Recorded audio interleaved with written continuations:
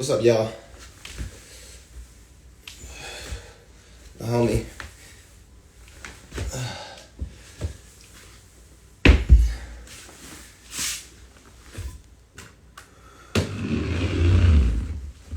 The homie asked me to do a live about Afghanistan, so I'm gonna do that.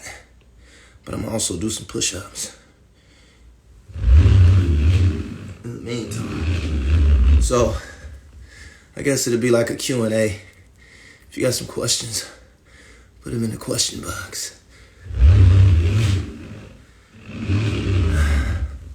And if you want to do some working out, go and get you some working out. Have a nice little morning session before your delicious breakfast. Oh, what you doing? The phone tries to escape.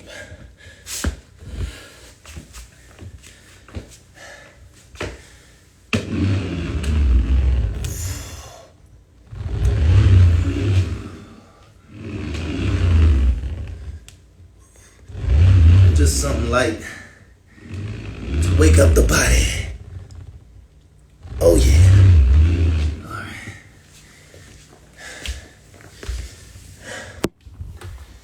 Okay, so Afghanistan. For somebody asked me on Twitter about Afghanistan. Asked me to do a live about it. So I was like, all right, cool. So here's what it's about. Wait, what am I doing? Adhesion Nutrition. Donate some money to send some nutrition to some babies somewhere where they need it. I stand behind it 100%. So, way back in the day, I was in Chicago. This was 2008. And I went to go meet President Obama. He doesn't remember. He might. That was a special day. I will remember everything that day when I was becoming the president. But anyway, President Obama was at a gym that one of our homies either owned or had access to or something like that. He was there playing gym with his staff. And so one of my other homies, who you may remember, my brother Tyron, I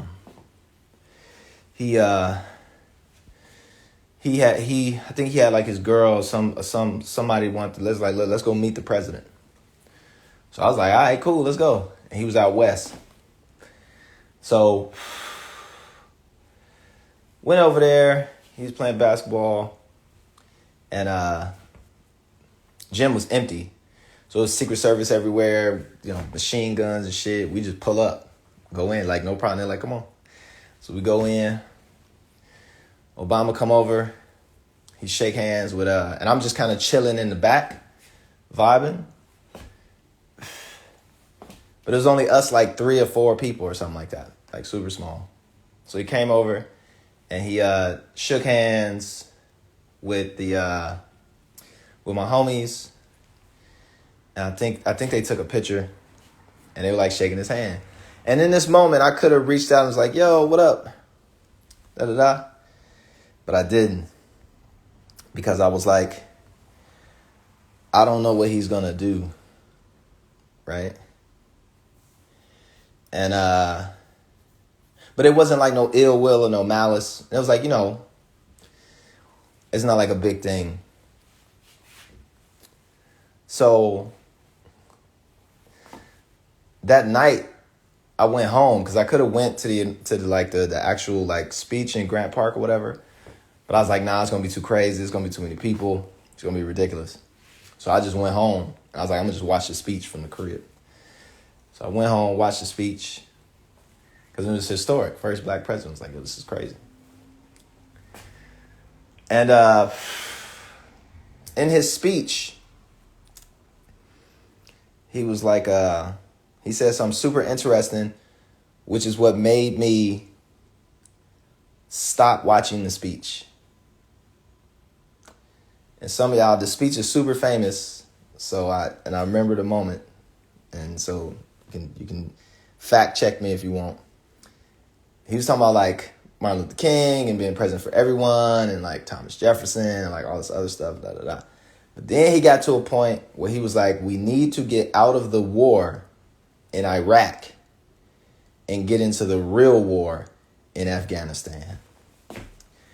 And that moment, I stopped watching the TV. I went to go do something else. And I never got through the end of that speech. Because it was like, I remember those words succinctly. We have to get out of Iraq and get into the real war in Afghanistan. And I was like, that's nonsense. Now, fast forward to maybe a couple months ago. I was on Clubhouse. And I was doing rooms in Clubhouse. And I did this one room. It was like 2-3 hours on Afghanistan. That was the name of the room. Afghanistan. Right? And who in here? Is Kid Vicious in here? This nigga fucking no killer. You gonna keep? Oh, why does dude keep? These Montgomerys, man.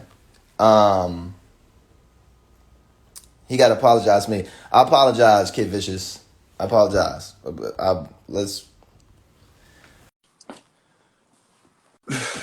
We get back to that.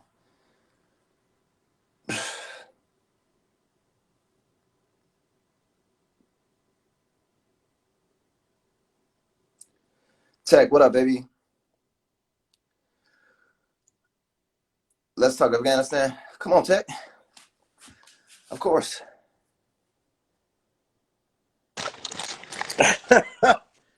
Man, good morning, brother. How you doing? Tech, I really believe that you're a low-key Taliban, man. Hold on. Put on your turban right now, B. Hold on. Yo, Kid Vicious, I tried to bring you in because we can talk later, whatever. I don't know what you're talking about. Don't apologize and shit, nigga. I never did shit to you, bro. First of all, we can talk about Fall back. And let's talk Afghanistan for real. Let me finish my little diatribe real quick. My little preamble, right? So I did this whole room on Clubhouse. This was months ago, right? Months and months ago. Specifically about Afghanistan, right? Right. And I went and did a whole deep dive on the history of Afghanistan, right? Sure. Starting from the, where it really got the title for the graveyard of empires. But more specifically, the question of why did Russia go into Afghanistan, right? And a lot of people think, well, I don't say a lot of people, but if you don't know, you just know Russians went in there and started tearing up shit, but you don't know why they went in. Right. It was like they did, what's the piece? Like people think it was like a religious thing, right? Like they went in to do like some religious oppression. But it's like that wasn't happen. That didn't happen at all, right? Like that came like later. That came later. Yeah, that came later. The instance was their homeboy that they put in power got his Dr. shit, Najib. right? Mm-hmm. So Russia came in and was like, yo, we don't want this other dude because he doesn't have the sympathies with Russia. So they did the basic kind of hegemonic power play of supporting the homie, right? And then everything cascades from that, right? Blowing up little kids, all that other crazy shit. There's one thing to add too. That the New York Times and several other articles when they were discussing Afghanistan about a decade ago talked about how they had uncovered documents from the Soviet era in Afghanistan that were very mirrored to what American companies were talking about now, and that is the massive amount of natural resources that are in Afghanistan. Not just emeralds and natural gas, but you're talking about nickel, lithium, you're talking about all of these other things that actually make this computer and the cell phone that we're on functional. And I think that that's one thing that we know that the Russians were very aware of at a very early stage in time. The other thing that's important to note for your followers is that Afghanistan was an epicenter of Sufism for centuries. And I think when you talk about the Islamic world, you talk about there being always two camps now, and that's ignorant because people only see Shia and Sunni and they discount Sufism, whereas in Afghanistan, Sufism was extremely popular. And as a matter of fact, it was the most popular form of Islam or sect of Islam that existed there. A very spiritual nature, people that believed in not the necessity to cover to show the dedication to Allah, although I leave that to the interpretation of the public, but rather to say that their purpose is, if you would like to wear hijab, you're totally welcome to. If you don't, you won't be chastised in this society. If you want to wear bell bottoms, sure. The question is, are you a good Muslim? Do you take care of your neighbor? Do you feed the poor? Do you make salat? Do you do these things? Do you give jazak? Do you do things that are positive for the community? Are you an upstanding member? Not simply just giving the virtue signaling that we have now with Christianity in this country. So I think that was interesting. Look, my time there was in 2009. So obviously a lot of things have changed since then. I remember the people that were there at the time were more aggressive towards the American invasion than they said they had been towards the Russian invasion. And I'm not saying physically, but mentally. They said the Americans are coming in here promising freedom, whereas the Russians came in here telling us we're going to have order, right? We're going to get back to order. Whereas the Americans promised that we're going to have this free and quote unquote liberal society, but then didn't bother asking the people what kind of society they wanted, and at the same time help themselves to the natural resources. And also, you and I both know, brother, Afghanistan is incredibly well situated in the world. You know, we were basically knocking on China's front door like, hey, we're right here. We're right next door. Hey, Pakistan, we made your man Musharraf step down. Why? Because Bush technically scared him. He said, yo, take off your uniform. Where else do you hear that? Where else do you see that from somebody? And then we look at the Obama administration that I know you caught a lot of flack for saying that they were terrorists in the mainstream media. But realistically speaking, looking at Afghanistan and looking at the rest of the region, Mr. Obama simply completed what we both know as the Bush Doctrine, which is overthrow of countries that are not aligned to the hegemonic view of the United States. So in other words, that's what frustrates me when I hear people talk about communism or fascism or anything. And I say, the United States doesn't care if you're a communist nation or you're a fascist nation. It cares that you're in its camp. Are you in our camp? So it's not that we're opposed to communism. No, we're opposed to people that say no to us, you know, and that seems to be the backdrop for what I saw there. But I also saw things that were revolutionary to some people. I saw girls going to school for the first time in 30 years. That was something that people thought was a very big deal, because during the reign of the king that preceded Dr. Najib, that was actually something that was taking place at the time. You know, a progressive, I won't say progressive movement, but a movement towards making sure that women gained access to the same amount of education, so to speak, that men did, to put them in the light of those careers. So, but y'all don't know, Tech actually had built a school in Afghanistan. An orphanage and a school. Originally it was an orphanage and a school, and then obviously when the kids got older and they graduated, they got to be 17, 18.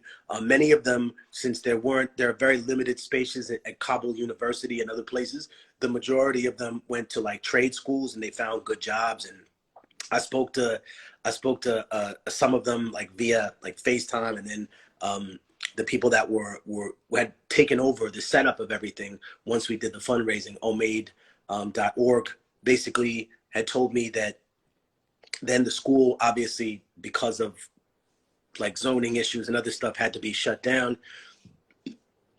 But I do remember that when I went out there, we literally did build a bed for the children. Like, we had to go to the local mosque to get their approval. We had to prove, hey, listen, we're not CIA. Like, I have no skin in the political game for you guys to sit here.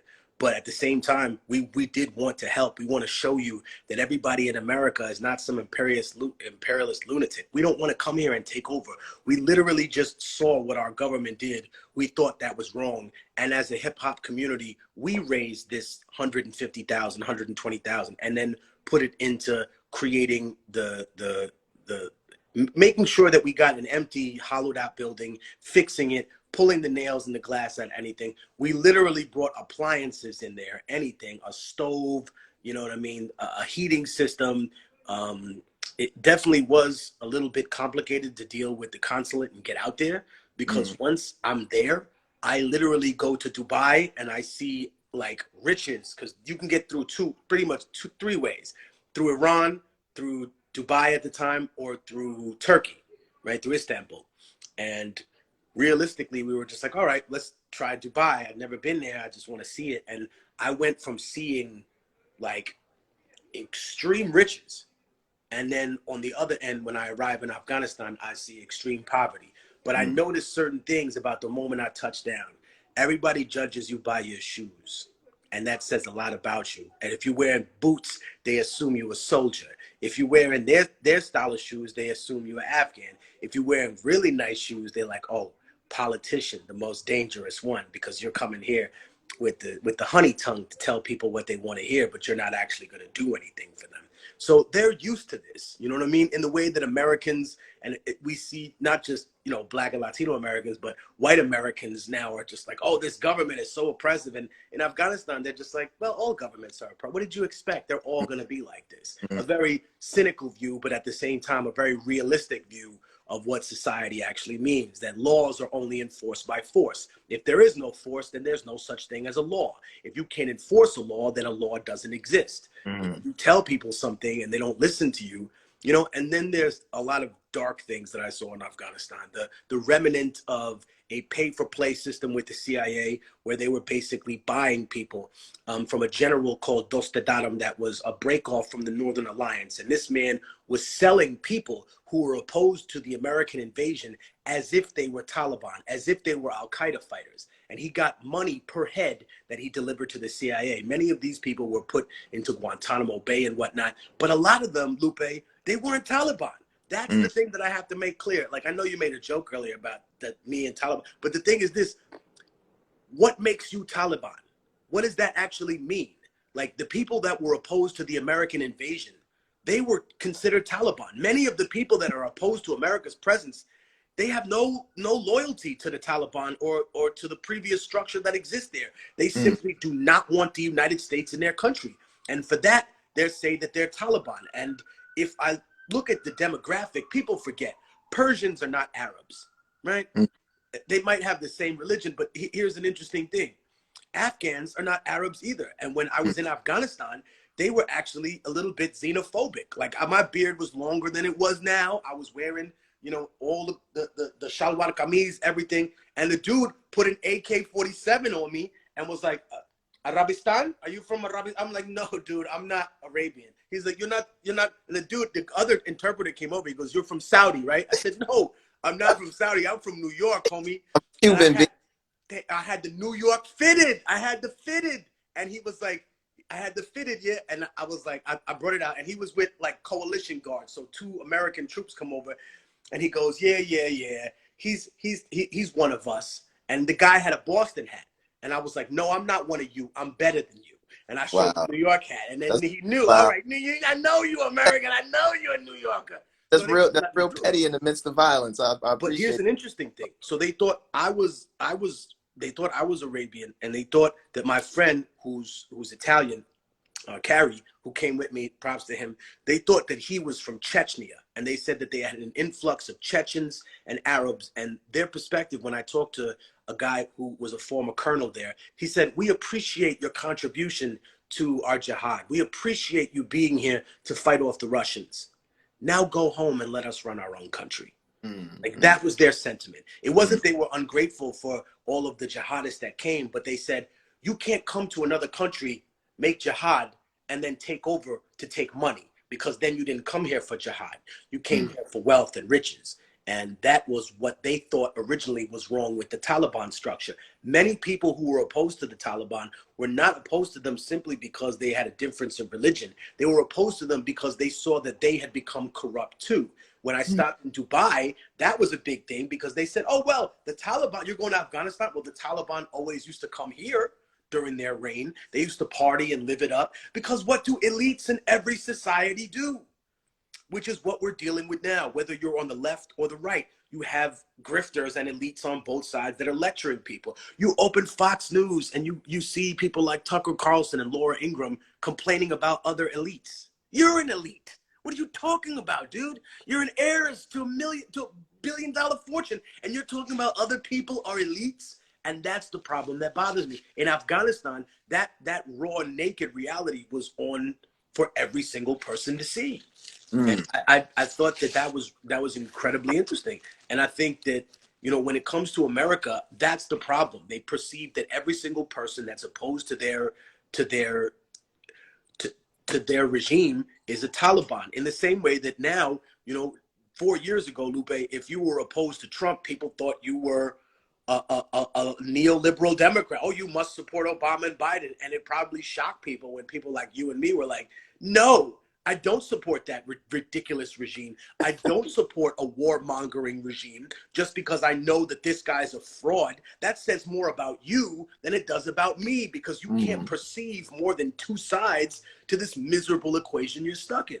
And I guess in Afghanistan, the truth is just that much more naked. But I did see beautiful things there too, man. It wasn't all ugly stuff, man. I saw really real community. I saw people come together and lift each other up out the dirt. I saw people taking care of other people that wasn't their kids, making sure they were okay. You know, I saw people who genuinely cared about getting their country back together. And I also realized something, that they're not developing nations. They're not third world nations. They're nations that are recovering from a war. If the United States had a civil war right now, it would end up behind China, behind Russia in every aspect of science, math, military, learning, developments, everything. That's what happens. And it was done on purpose, in my perspective. I think some folks, it'd be interesting when you bring up the Taliban, for folks who don't know where the Taliban came from and how they made it. Like, the Taliban's not like a 1,000-year-old society of things. Like, the Taliban is actually relatively new, and it's actually a product, from my understanding, it's a product of the Russian kind of invasion type situation where you had these people exiling into Pakistan. You're right. And getting absorbed into I think Jalalabad, but the border kind of cities and the madrasas and all of those pieces, and a dual effect of like post-traumatic stress, like with a very, very conservative, very extremist practice of Islam, promoted through places like Saudi Arabia, right? Yes, Wahhabism and stuff like that. And what you basically had was like these kids of the war who were refugees, who lost everything, right? Who got absorbed into these madrasas, which are super extreme, and painted them a very one-sided way of the world. And upon the kind of the collapse of the Soviets, and all the kind of different factions and the warlords and different peoples trying to take over Kabul, even some of those foreigners that you mentioned and stuff like that. And then also, just a side note for folks to know, and it's best for Afghanistans to speak about this. That's what I learned from Clubhouse, that chat. We had a bunch of Afghanis come in from different parts of the world, exiles, different folks.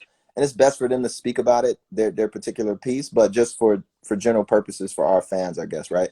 Like, when they were coming back in to kind of take, similar to right now, how the Taliban is kind of going city by city, province by province, taking over, getting Kabul. You had the same experience when the Russians kind of left, right? You had these different factions collapsing, fighting each other. People that factions that were fighting against the Russians, once the Russians were gone, they started to fight amongst themselves. Civil war, to take over. And what you had in that was the return, basically, of those kids who were exiled during the kind of Russian war, coming back, right?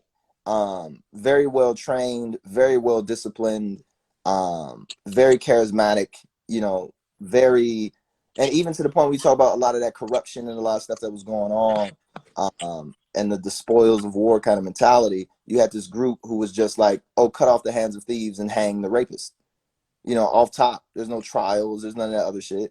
And it was like a reprieve, almost a certain sense of kind of like the justice that you would kind of want in America, right? When you see some dude who's raped like 9 kids, like, why the fuck are we watching this dude's trial? How come he didn't get shot in the back of the police station type situation? So that's what you had coming in, and kind of taking over piece by piece, part by part. But it was kind of promoted through Pakistan, promoted through Saudi Arabia, and were actual, like you could almost call it in a way the true inheritors of kind of like Afghanistan would be the Taliban, right? In terms of that they were the kids who got it the worst from the Russians, and then they're returning back to claim kind of what's theirs. But in that process, Afghanistan is super diverse. It's always been super diverse. It was times when it was very liberal, and you had people walking down the street in mini skirts and the whole piece, right back in the 60s, 70s. And this just the tumult and the fluctuation of extremist views, politics, wealth, technology, all of these, like you said, Afghanistan being looked at. You didn't need nickel to build laptops when laptops weren't a thing. But now that laptops and iPhones and all these things are a thing, then your place in the world changes completely, right? And they got lots of tungsten there too. So there's a hopefully folks get an understanding of like who the Taliban is, where they actually come from, and why they are who they are. And then part of that piece, I've been kind of following it a little bit, but part of the piece is like, Afghanistan is an Islamic country, and there's a lot of conservative folks on the ground, who aren't Taliban. They don't come from they're not part of that kind of exiles returning from the madrasas type thing.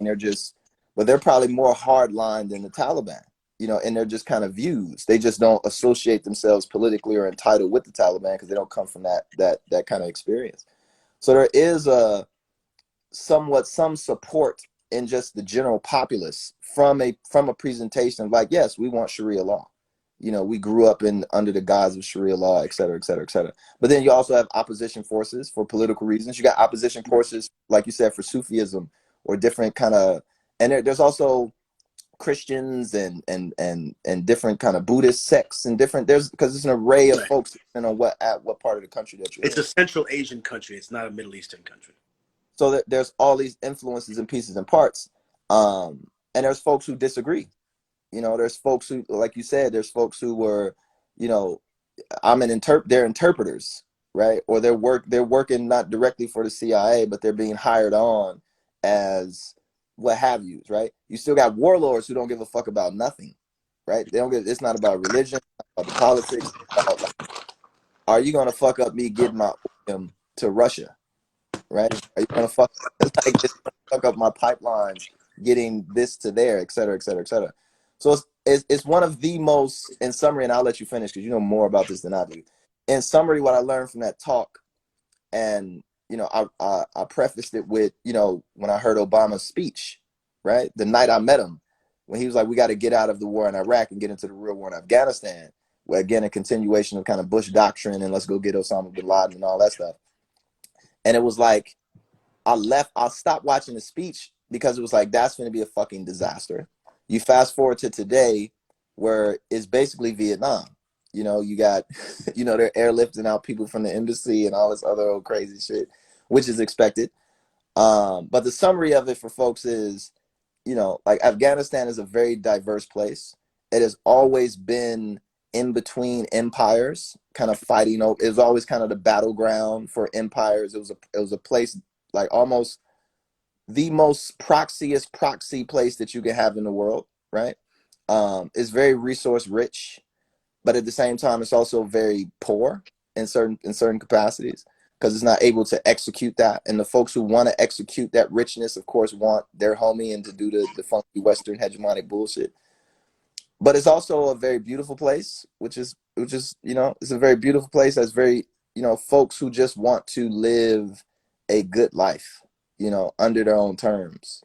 And the Taliban isn't necessarily the most optimal, in my opinion, the most optimal group to bring that to fruition for people, because I think Sharia law, Islam, I don't think Sharia law works as a political framework, right? I think it's just way too incompatible with people's points of views and emotions, like their actual base like neurological points of view, like it's too incompatible to run a society politically with, without converting to a bunch of corruption and bullshit and beheadings and dumb shit like that.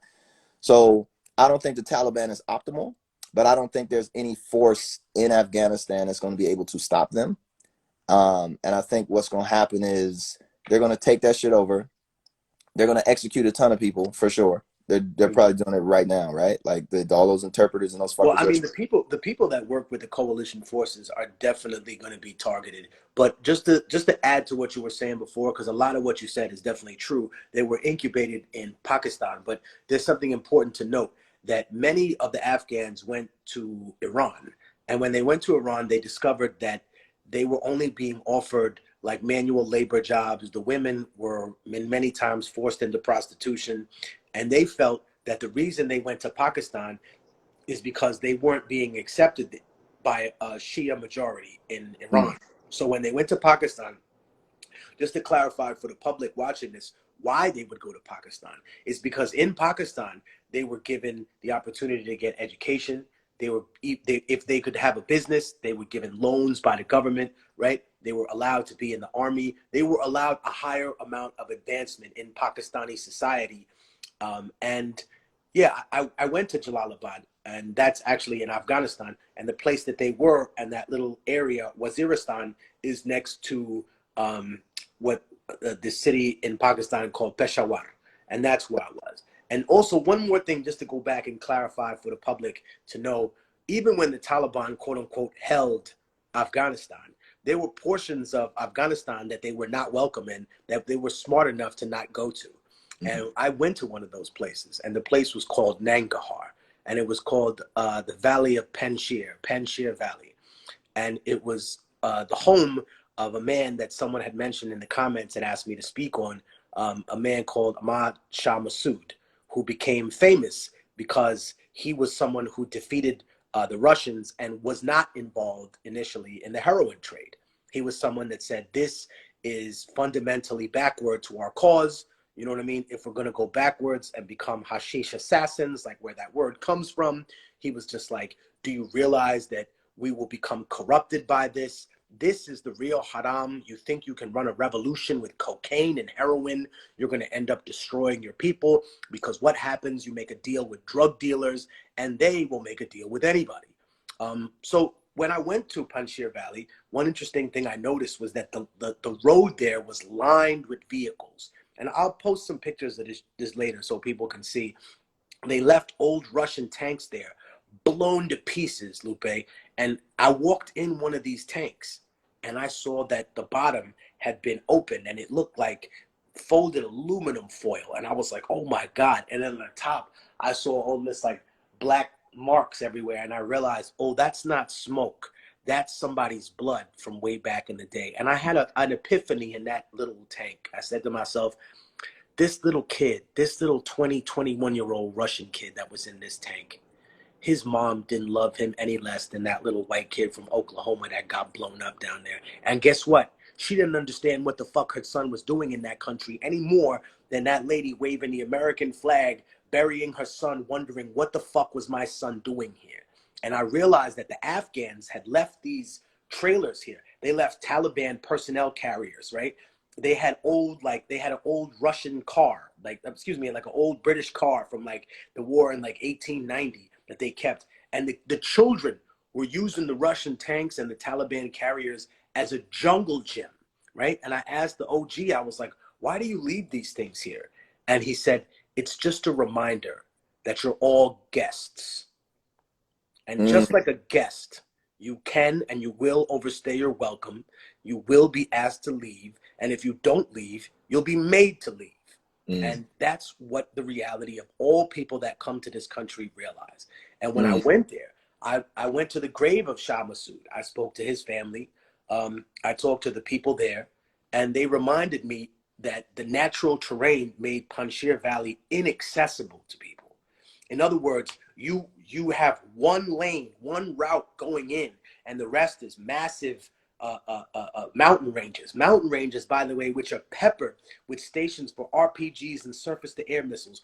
A frontal assault is suicide a side assault, suicide. You're getting at least 30% of the planes blown out. So the Americans decided, okay, we're going to make a deal with these people. And I remind people that the only reason that the Americans held Afghanistan for as long as they did, or held out, is because they made deals with individual warlords to keep parts of the nation. One story stuck out to me the most, no pun intended, and you'll get this later. So one of the elders that told me that the CIA had gone to a province called Ghazni, right? Ghazni, and they had been to see one of the warlords there who controlled a small piece, obviously not one of the major guys, but he had about 5,000 troops with him. Now, for people that have been to a show and seen 5,000 people in a crowd, dude, imagine all those people armed to the teeth and trained to kill and having experience in war. 5,000 men is nothing to scoff at, especially in a small country. They could take over a whole city if they wanted to. This brother went from one coalition and they wanted his loyalty. So they brought him weapons and they brought him this big jar of pills and shit and weapons, right? Cash, guns, everything. They leave, they come back 6 months later and they say to him, hey, how do you feel? How are things going? You know, do you want us to, you know, continue this relationship? Because we're eager to build relationships. That's what their thing was. And eager to build, whatever. We all know that's bullshit. And the guy said, sure, but I would like another bottle of, I would like more bottles of those big pills. And the guy's like, really? He goes, as many as you can get.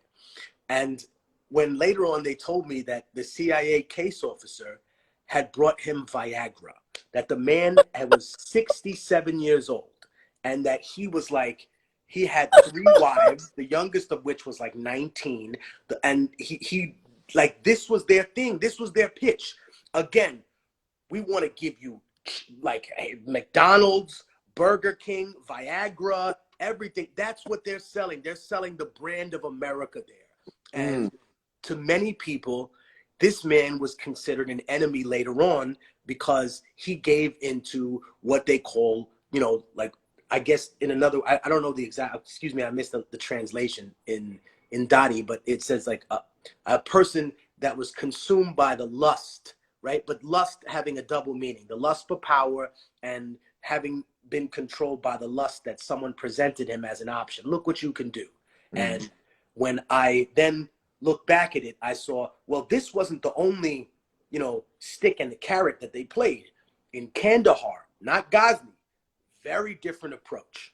And the men there, when I went to, I can't say where, but I was at one of bin Laden's old hideouts, the place where the Clinton administration had fired a missile and almost hit his house. And for people say that they're not precise, let me explain something to you. When they bomb the wedding and they bomb these places and they say, oh, I'm sorry, and then we find out later that the people that they bombed are just, I don't know, it's a coincidence that they're somehow opposed to the coalition.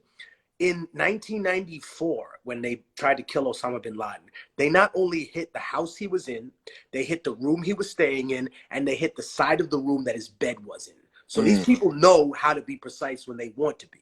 And what I got from them was in Kandahar, they played a very different game with the people, right? In Kandahar, what they did was they took the women from the town and old, young, whatever, they loaded them onto this big, like giant helicopter personnel carrier. And they took them around Kandahar. And then the men told me that they had the helicopter hover about 2 feet above the ground. And they shoved all the women off, like forcefully, like, And they told the men when they returned, they said, listen, I understand how you all play. You want to play hardball with us. The next time we put your women in a helicopter, we won't be 2 feet above the ground. We'll be 1,000 feet above the ground. And what I saw was that either you rule through fear and through subjugation, or you rule through kindness and perceived help. But both of these have the same objective.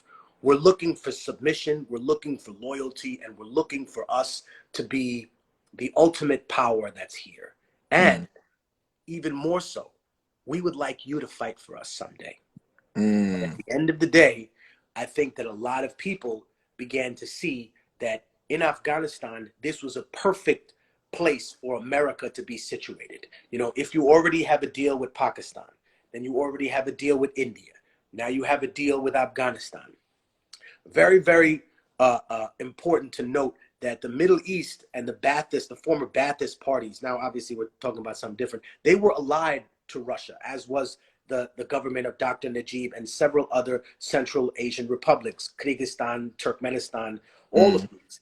And little by little, the United States went around and started flipping these countries, right? Iraq, oh, they were involved in 9/11. No, they weren't. But we got rid of a Ba'athist and we put somebody else in. Mubarak was weak, so they replaced him with Sisi, who is another dictator. Ben Ali, well, you know, he was faltering, so we had to put a guy in that we know. Again, back to our original conversation of them saying, we are going to replace the old leadership. And I think what we are noticing now is that in Afghanistan, something that affected Syria is now happening there. And that's that the Russians and the Persians had a big dispute over Syria about who was going to help those people the most. And the Russians kind of took over the conversation and at the very end scooped the victory away from the Islamic Guard of Persia. And they said, no. We're not going to allow you to be responsible for this. And Vladimir Putin actually committed regular Russian troops. See, that's what people don't realize. In Syria, America was using mercenaries and was using ISIS to try and overthrow Assad, whether you like him or not, whether he's a legacy dictator, which he is, but that's not what we're going to talk about. So what happened was that the Persians felt so slighted by this situation that now they said, oh, well, now we're going to pour ourselves into the Afghan issue. Since Syria is something that was so important to Russia, because unlike all those other places, that was the last thing to fall. They can't lose that. Israel used to be in the Russian camp. They used to have kibbutz there, and then they left. They went to the Americans. Lebanon was with the Russians. No, its allegiance is twisted from one political party to the other. And they see Afghanistan as a perfect way to break America's hand in the region. And if they'll do it, that's why I think it's not just one group of people that's involved in wanting to give America an embarrassing exit in Afghanistan. I think there's several countries. I mean, obviously China is one of them. I don't know to what degree they've helped or not. That's not what we're here to conspiracy theory or philosophize. Right.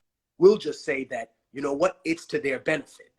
It's to their benefit. You know, the more that America suffers in Afghanistan, it's to the benefit of Russia, it's to the benefit of China, and it's to the benefit of Iran. And it wouldn't surprise me if all of them were involved in somehow saying, well, let's get these people out at the same time. The question then comes, what are they going to do with the Taliban when they do return? Are they going to say, hey, man, listen, you have to keep up appearances. You know, we can't turn this into another Iraq after ISIS where people are blowing up statues and you make a fool of yourself. Because then all of a sudden, what we need to show is there's civilization without Britain, without America. So I'm not, as much as other people are fear-mongering, yeah, I'm interested about that. I'm interested in looking at what the bottom line will be, because you're right. There will be assassinations and there will be what they call revenge killings. Okay, during the American coalition, you persecuted us because you had the white boy behind you, right? Or the puppet behind you, Obama, right? You got these people. Now, they're not there to protect you no more. You tortured my men. You killed my people. And I think in Afghanistan, those politics are extremely personal. And that's what I've discovered. Like the people, they chose jihad against the Russians, not because, oh, this is what I want to do on a Sunday evening. No, they told me, man, they killed my brother. I would never have peace. With tears in their eyes, they told me, like, it made me want to cry when I heard this dude talk. They killed my brother. I'll never have peace with them. Fuck those Russian people, right? But then you had people that were like, yo, the Americans, they killed my sister and her people and her children at a checkpoint. Like, no, I will never have peace with them. You can't get me to go sing Kumbaya with these people. I don't care who's in charge. Is it a crusty old white man named Jim Crow Joe Biden or an orange Cheeto, you know, a game show host fraud? I don't care who the figurehead is for this. You're both in such violation. And I think that when I saw kind of like this lifelong vendetta that they hold, it also alerted me to other weird things about the country. Like I asked, why do people get arranged marriages here? And the guy gave me one of the answers I wasn't expecting. He said, I've been at war with this clan since before your father was born. Since 1910, we've had problems with these people. And the only way that we made the ability for us to make peace with them is that my son will marry his daughter. And and he looked at me and he said, I don't think it's right, but it's the way that we're going to make peace, because I can't say words to this man he's going to believe. He can't say words to me that I'm going to believe. The only thing that we can do is share a grandchild and say, do we want to deprive that grandchild of their father or their mother? And I was like, oh my God, like it seems insane, Lupe, but there's a rational conversation to be had about even why some of the most crazy things take place in part of the world. Yeah. And marriage has traditionally been some kind of unifying alliance. That happens with the cartels now too. So you have cartels that kind of reach like moments of like, there's no way to come back from this. It's like, you'll marry my daughter, or like, my son's gonna marry your daughter. Like happening like now in Mexico, right? For that to either consolidate power, but also create, like you said, like are you really gonna kill? Like, you might kill your son-in-law, right? But it's like, will you kill, the father of your grandson? Right. And who will your grandson want vengeance against? Exactly. You. Yeah.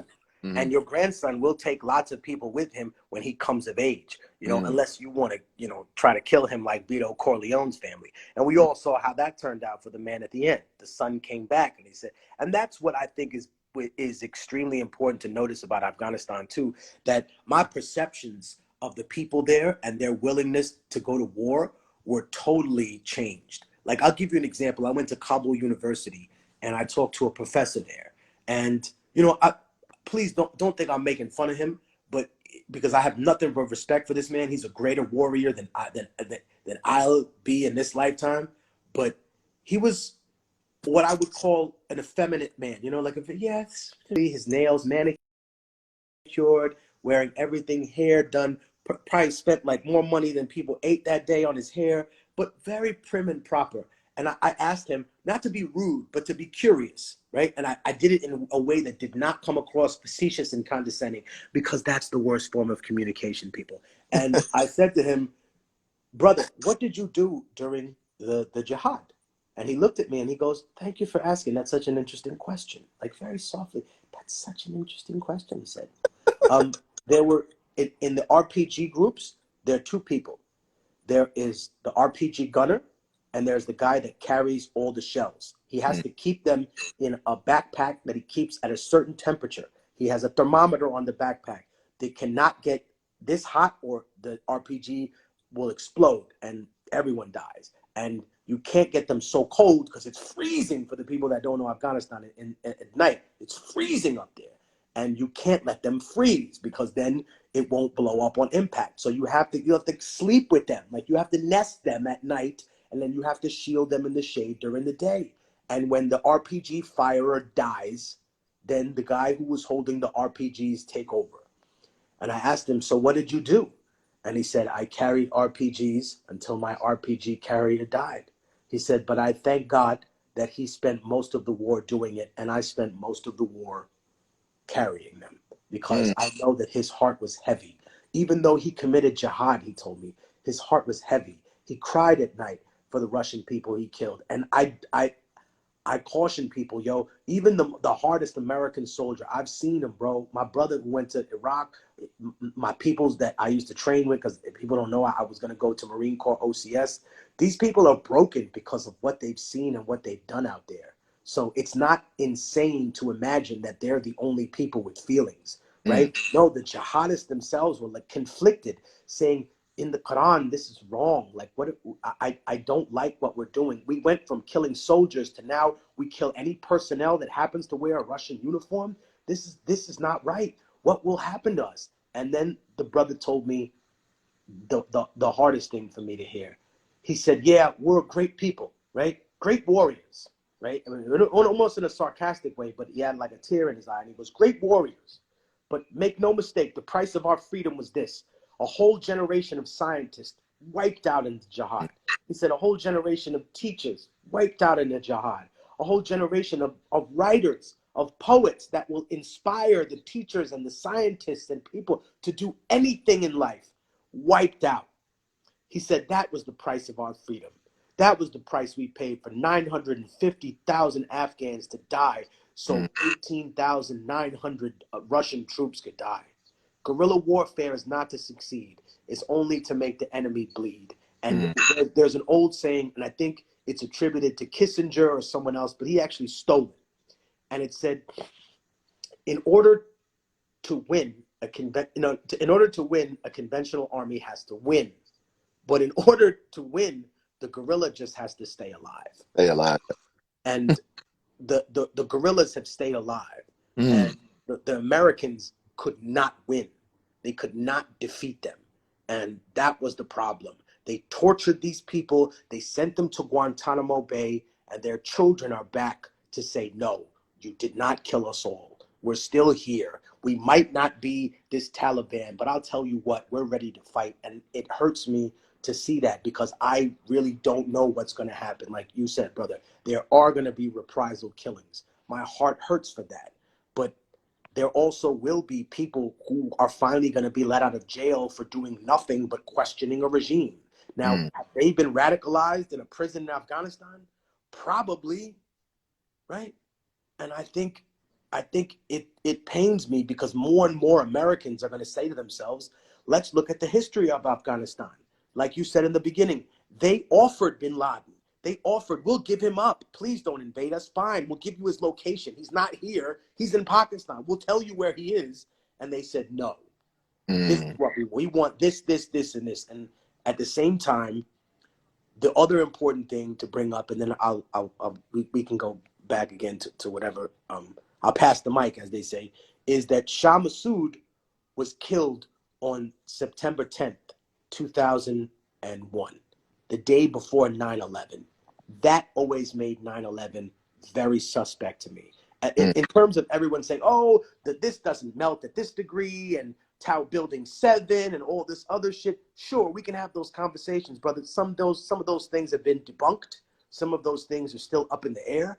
But it was not a coincidence that Shah Massoud was murdered on September 10th, because without him, Hamid Karzai, CIA puppet, could have never been the president of Afghanistan. And every Afghan that's watching this and that will watch your live later on and say, wow, no, that's true. Felipe, what forget technique. I know he's real. Felipe, what Felipe and Lupe are talking about.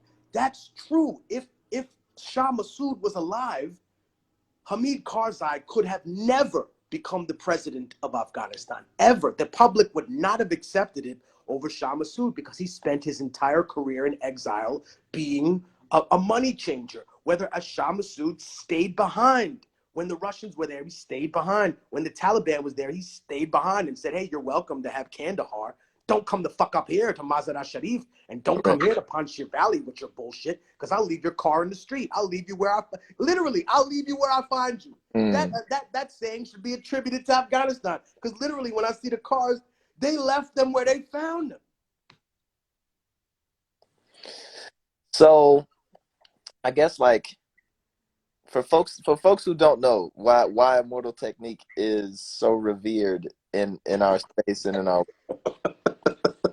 it's not because of his raps. His raps are raps, but it's because once he starts rapping and then he starts spitting this right here from his experience and his commitment to certain causes, but also the intensity of his research and understanding, is why we respect Immortal Technique above and beyond just because he said a song that had a political thing that we agreed with for the moment, or he said he had a verse that kind of pushed us in a creative way. Is that once he can cut that music off and then speak to you for 3 hours about a subject and give you anecdote and nuance and fact and research and his well-crafted and well-pointed opinion about certain things, but also has the honesty to say, even with some I say even, is like, we don't know what's going to happen, at the end of the day. Like, here's all of the factors, here's all the pieces, here's all the parts. But at the end of the day, we don't know exactly. You can make some forecast and some prediction. And one kind of piece that I would, leave people with, and maybe Tech, you speak to this a little bit as well, is that, this is something for Afghanistan. This is for something for Afghanis, right? This is a situation where, yes, support. If there's a charity that you can donate to, if there was one of the issues that people are worried about, like, oh yes, there's the political pieces, there's all these parts, there's the Americans, there's this, there's that, but there's like NGOs on the ground where their whole thing is like, yo, we need to sweep these minefields. You know what I'm saying? Like, we can't even go back to farm or try and have some type of existence. Like, we don't want to come to America, like we don't want to exile to these places, but my village is a goddamn minefield, right? And there's different operations and different organizations where the solve isn't necessarily you getting all up in arms politically, or you getting all up in arms religiously, but it's like, hey man, how can you donate or help this particular group that's all about cleaning out all those ordnance and those unexploded RPGs and all that stuff, Right. right? And that's a lot of the work that's being done in Afghanistan as well. That has nothing to do with religion, has nothing to do with your politics, nothing to do with your point, none of that. Whereas these basic operations that need to get funded and need to kind of get pushed so people can even get to the point where they can make a political decision. But if you're worried about, I can't walk to school because there are potentially 200, uncovered landmines from not only from the Russian era where they were planting landmines, which is super fucked up, but even to your point about, all of those fighting the Taliban in the 90s in different spots like that, where there's a ton of unexploded ordnance, right? There's like a bunch of, you got those, when you think about the drug trade and shit like that and how it impedes us, you look at a record today, to bring it up, just to be a little bit of a hypocrite about this. But when you think about, and we mentioned the cartel earlier as well, when you think about these records, when you think about the songs that we listen to, when we think about the shit we're partying to, and we think about, the frivolity of the shit that we do, that shit comes from somewhere. Those opiates come from somewhere. Those overdoses and those Sackler families and all of that shit comes from somewhere. And that shit, some of that shit comes from Afghanistan, right? And you think the price that Afghanistan has to pay to allow for a situation to be so destabilized that you have a group like the Taliban being able to come in and exercise certain powers and strengths, is due to a lot of the basic shit that we do here on the partying level, right? Like the things that we kind of let entertain and the shit that we kind of let slide over here, has these second and third order effects in these other countries and shit like that. So some people think about gun control here, for example, right? Gun control here, like, fuck that, my Second Amendment, my this, that, and the third. And it's like, well, a majority of those guns we're not gonna use them, right? As much as we target practice and go hunting and shit, a lot of that shit's gonna walk across the border, right? Where people actually are gonna use it, right, on other people, right? And you're gonna have 300,000 murders, right? And you have the Mexican government suing like Smith and Wesson and shit like that, right? But it's Fast and Furious. Just as an example of, like, the freedoms that we have and the excesses that we have and the things that we want to enjoy, there is surplus, and that surplus finds its way, and there's a cost to that. And the cost is places like Afghanistan, places like Mexico, places different parts of South America, places in different parts of Asia in different capacities, and places in Africa in different capacities, where it's a byproduct of us having a laptop. Right? It's a byproduct of a byproduct of a byproduct of us wanting that new car, right? That needs that chip, which to make that chip, you need this particular resource, which, the computer looks sexy, but that mind has a 12-year-old in it, right? Pulling that shit out by hand, Right.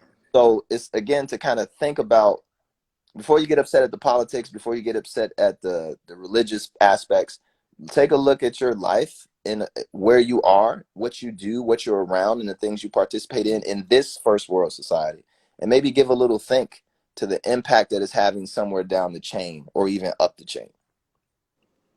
I think what also strikes me is that when you look at a place like Afghanistan, it's no secret to the public, but they should be reminded that after the invasion, there was a massive drop in world heroin production.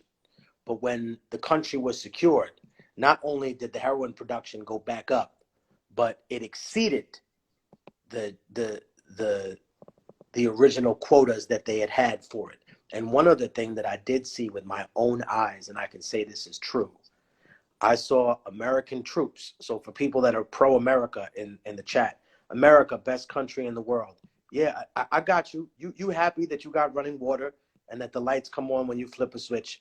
But I saw American troops, right, with the patch on their shoulder and everything, and that fucking M4. They were guarding poppy fields, right? They were guarding poppy fields. Where's your honor, brother? Where's your honor? Is that honorable? That's what you went to the Marine Corps to do? To be a fucking drug dealer? Like, you complain, and you got the nerve, and you got the audacity to talk about a fucking cartel. That's what I'm saying when I hear these Americans talk. And rather than understand the socio-political aspect of why a cartel would exist or what would make people do that, it's the fact that people don't realize that 90 some odd percent of billionaires, like 99% of billionaires, are people who have inherited wealth. The other like 1% are people who know how to monopolize a natural resource, which in this case is poppy or cocaine or coca leaves or whatever it may be. But you're working with those people now. And that's one thing that I will remind people that the CIA is more than willing to do. If it comes to terms with dealing with communists or anybody, socialist or even a democratic republic that wants to take control of its natural resources, it doesn't matter who it is. The first people that they turn to in many of these situations are drug dealers. They say this is going to affect your bottom line. You know, we're going to legalize drugs in this country pretty soon, which is another reason why people are saying, oh, wow. So then where are we going to get paid from, huh? Where are we going to get paid? And I know how they're going to get paid. They're going to have a booster shot every fucking 6 months or every year or some other crazy shit.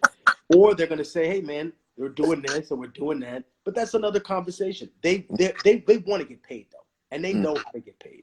And we can have that conversation without delving into lunacy or conspiracy theory that's unfounded. Because I think conspiracy theory is important because that's the canary in the cage for me. And when people get angry at conspiracy theorists, I always say, listen, they're the canary in the cage, right? And for people who don't know, the younger folks, because, you know, I'm 43. I'm not gonna lie about my age. I'm not upset about that. I'm happy. I made it a lot farther than some of y'all gonna make it. But the thing I'm saying is that's fucked up. That's a fucked up. I'm saying because y'all be doing fucked up shit, man. Y'all still want to wild out. I'm sitting here talking about we gotta stay alive. Stay alive. That's the shit. Yo, give them the definition of canary in the coal, man. But I will say, before you do that, this is the other side of Immortal Technique. This is the other side of Felipe, right? He can be a hard, cold asshole sometimes, man. He could be a mean old man sometimes in the midst of that, but that's the balance to the piece. I'm gonna live some of them longer you motherfuckers. Which is, I ain't gotta say it to these motherfuckers, Tech. But go give them this. But okay, so the reason why the gas smells in your house, kids, is because they put CO2 in the gas that comes out of your stove, right? And for those of you that still have like a gas stove or have gas in your house that heats the house, the reason that they put CO2 is because you can't smell that gas normally, right? There are a lot of gases that you can't smell. So if you're mining for a particular material and you hit a pocket of gas, right? Sometimes it'll kill the work. It used to kill the workers and people wouldn't understand how. So when they would keep the canary in the cage, if the canary died, it would be a warning, like a red flag. And they would start ringing a bell saying, oh my God, everyone out, now. In the same way, they do the same thing with radiation now and roaches. They keep a little canister full of roaches working in a radiated lab. And when the roaches start dying, they say, listen, the radiation has achieved, obviously they have like meters for that now. But if they can detect, what they used to do is put these roaches in a cage and say, when the roaches start dying, that's when we know that this has been affected by that. And I really do think that, you know, irrespective of what people think is going to happen in Afghanistan, I don't think that America can wash its hands of this. I don't think they can simply just walk away and say, oh, we tried, or we did this. No, you didn't try. You didn't do anything except keep up with appearances with this garbage. And whatever that case may be, you know, I am not going to sit here and give them a pass for that. They don't deserve a pass for that. Clearly, you got up from where you were sitting, and you're currently walking to the airport to go to Afghanistan, as you thought about it. Well, let me tell you something. When I went to that airport, yo, we were literally like the only quote unquote Westerners, right? And oh man, it definitely felt lonely as hell on that plane. But I'll tell you something funny. This is the funniest shit about the plane ride. When we were on the plane ride, they decided to give away money, and they gave a ping pong ball, right, to every single person on the plane, right? And we got a ping pong ball, and inside the ping pong ball was like a number. And if you had the number, dude, they gave you the equivalent of like $100 in Afghan money. And I asked the people, like, how much is this? And they were like, yo, for the average Afghan, this is like 3-4 weeks food. This is almost a month's food. I was like, really? And then they came in and said, we want to make this a fair contest, so we don't want anyone to cheat. And they came through with a camera. Mind you, this is like 2009. They come with a camera, taking pictures of everybody in line, and everybody got theirs. And they say, you can hand it back to us. And if you don't want to participate, we'll give you a free meal, or you can wait and hold your card and wait until the end, and then you get $100. And one of my mans was like, oh God. He was like, yo, just give me the free meal. I was like, no, I want to wait. I want to see what this money is. And I didn't win, obviously, but it was interesting to see how they had changed the tactics, right? The Russians came in and they would just be like, look, we're going to take your picture. The Americans came in like, oh, we're going to have a contest and we're going to take your picture too. And I'll say one thing about pictures. If you want someone to get the fuck away from your car in Afghanistan, pulling out a camera is more effective sometimes than pulling out a fucking weapon. Because to discharge that weapon, you're going to get people that notice in the neighborhood, and they might fuck your car up. But if you pull out a camera, they don't know who you are. And I've definitely had cars follow us in Afghanistan. And I literally pulled out the camera in the back of the vehicle, and a motherfucker hit the brakes like there was someone in front. Nah. You're not getting my picture. You're not putting me on nobody's fucking clipboard and tagging me with a circle around me. And I saw that. And I think, you know, for the people at home that don't realize that, not just the privilege of having a warm house or a roof over your head, but of having a politically stable government, quasi-stable government, whereas there, you know what I mean, drones coming over your house, literally, there's no free airspace. If the drone want to fly over your house, you can't do anything about it, you know? And when you find out, brother, because this was something that you should have got more credit for. This is something you should have got much more credit for. How do you call yourself a progressive president? How are you not a war criminal when 90% of the people that you killed with your drone strikes, Mr. Obama, 90% of the people turned out to be civilians? And later on, we found out that they were being targeted with metadata. In other words, it was just the phone. You don't even know who had the phone. The person could have given the phone to a relative or somebody that's an offshoot of the family, or he could have left it at his kid's school. You didn't give a shit. You dropped the phone on metadata. You didn't give a shit about the people. So that's what breaks my heart. That's why when I look at one side or I look at the other, I say, listen, the Democratic Party is a party of bad ideas. The Republican Party is a party of no ideas. And when you look at the Democratic Party and you look at the Republican Party, one of them is run by religious fanatics that, you know, pretend to be a party of law and order. And the other one is a party of business that pretends that they're a group of activists. And that's why I think a lot of people in the Black and Latino community have become very distrustful of the Democratic Party. And in many ways, not that they agree with Republicans because they say, oh, I can't be in that camp, but where do I belong? In the same way, I'm sure there are people in Afghanistan who feel just like that right now. I do not belong with the Americans. I don't want them here. But what about that huge silent majority of people that are just like us that say, oh, I don't fuck with Democrats, I don't fuck with Republicans, but I know how each one of them affects our community differently, right? Like, you want to make Black and Latino people respect colonial borders and say close the border and put those kids in cages and find excuses for it? You've been hoodboogered, right? They got you, they don't even have to whip you no more. You cleaning the masses' feet without them having to whip you, right? And not only that, but you a hang around the fort Native American now, right? That's the equivalent for our people. You hanging around the fort now. That's what you're doing. So let's not get it twisted. There were a lot of Afghans that thought that they were going to get away with or have a better life by hanging around that American fort. And now that the Americans are gone, you realize they never cared about you and they were never going to do nothing for you. Whether it was Mr. Trump, whether it was Mr. Biden, they weren't going to do anything for you, right? So when you start telling me that one is the greater of two evils, then you don't understand what evil is, or you have never seen it.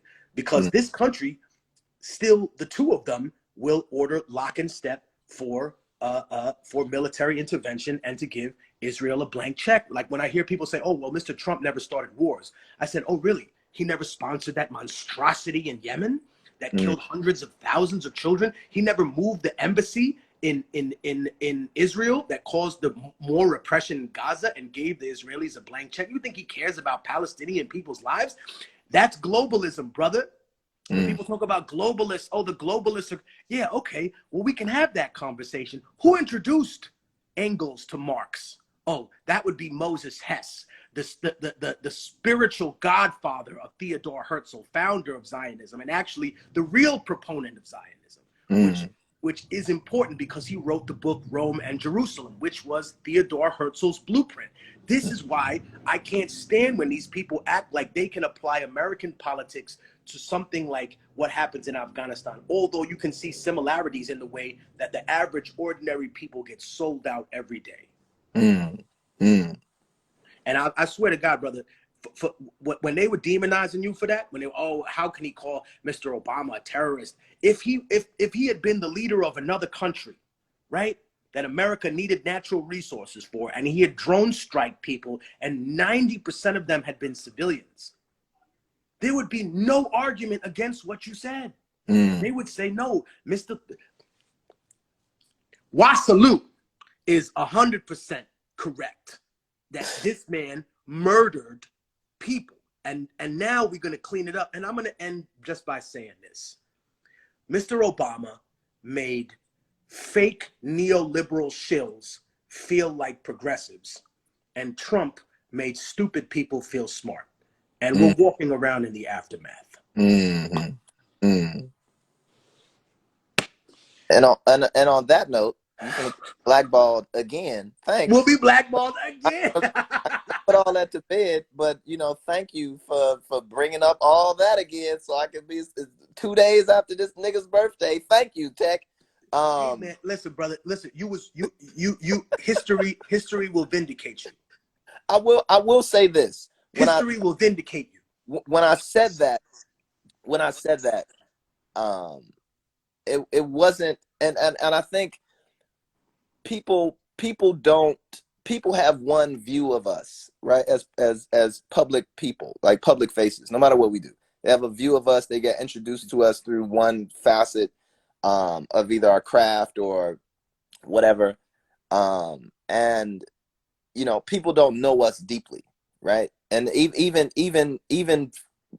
friends in the music business or friends in whatever business, there is a learning curve, right, where people learn more about each other over time. And sometimes like, I don't really fuck with that person, but then the other time, like, I really fuck with this person outside of their music, outside of this, like, other shit.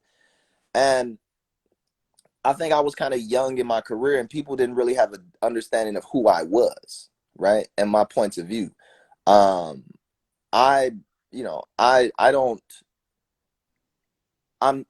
somewhat heartless because of the streets, And so when you witness people just get away with shit, right? Like that are your homies, right? Like, yo, you got away with that shit. Like you just fucked them people up and got away. You kind of lose a sense of kind of moral, or preaching from the high horse, right? So I'm the first to say that I'm not a saint. I'm a fucking savage. Like I'm never the one to throw the rock in the glass house. And when I say all that to say, when I said that about Obama, it wasn't out of ill will. No, right? It was like, no, that's just you're just stating an observation. Like I'm not trying to like make him not be president. I'm not trying to cancel him from whatever situation.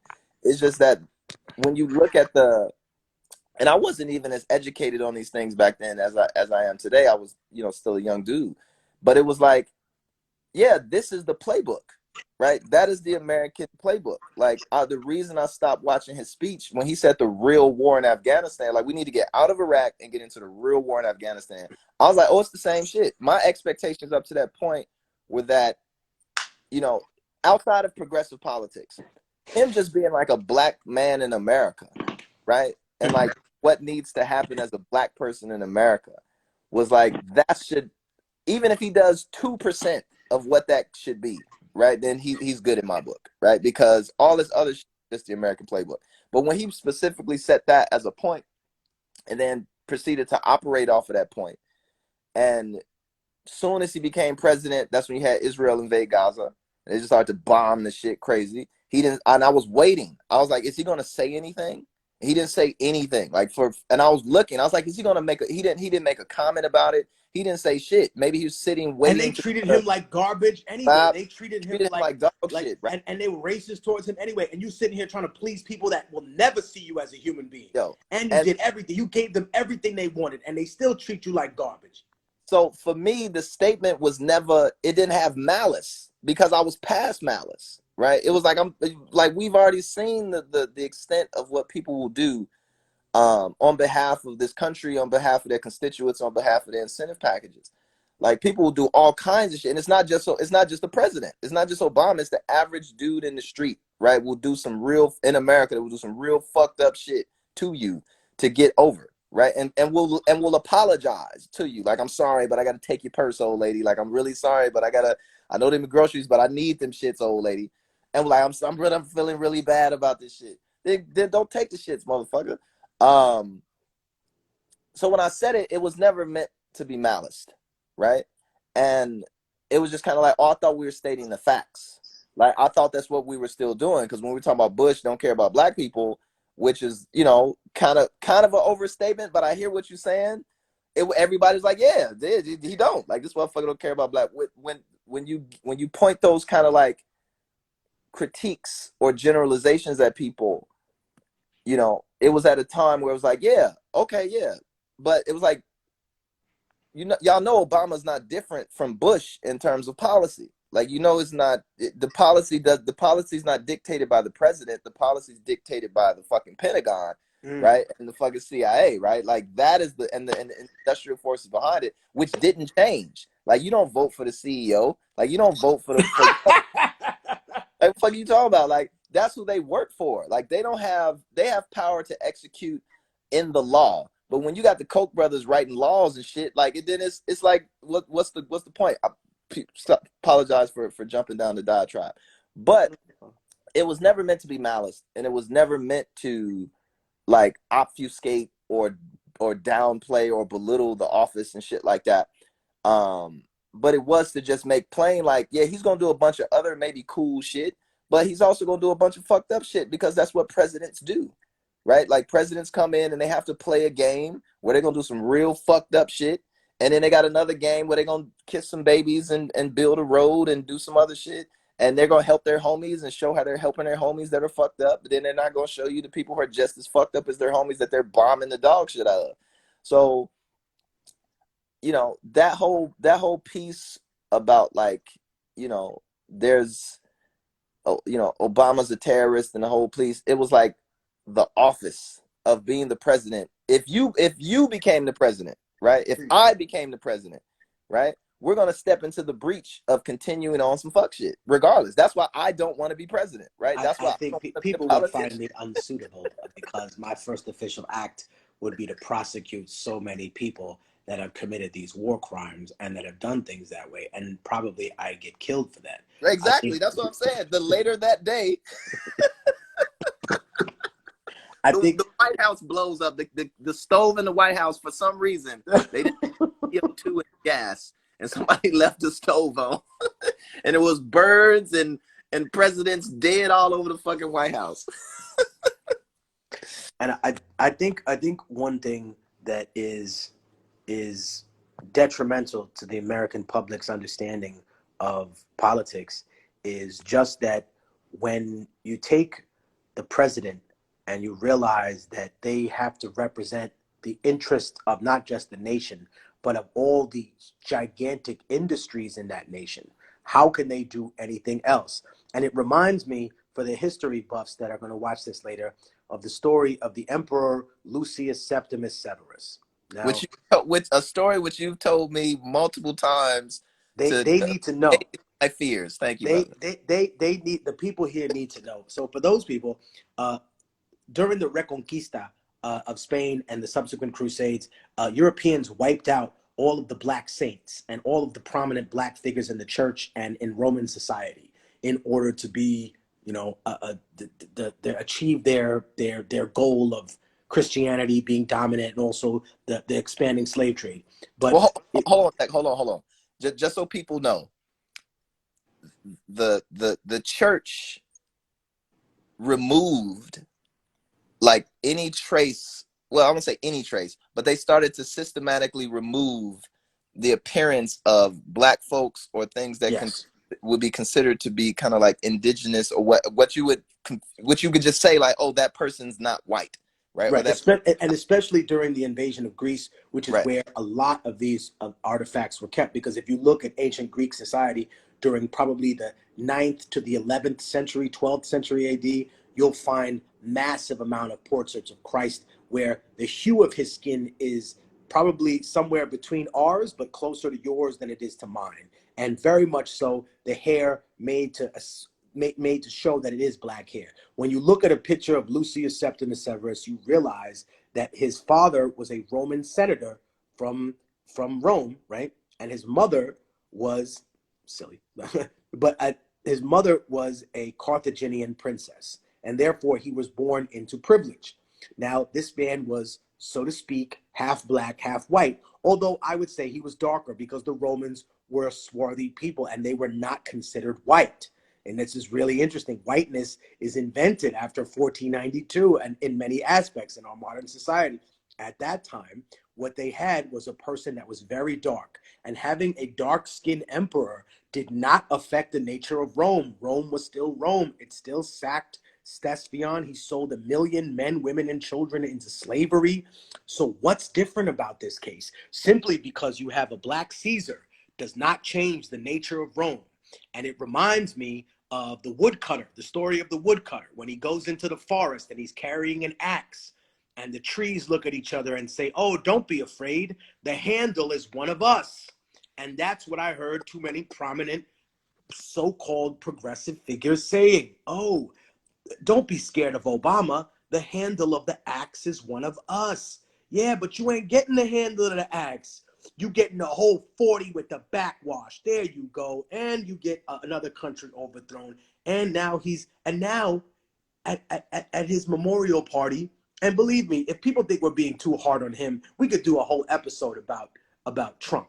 All right, we could do a whole episode about Bush. We could do a whole episode about all of them.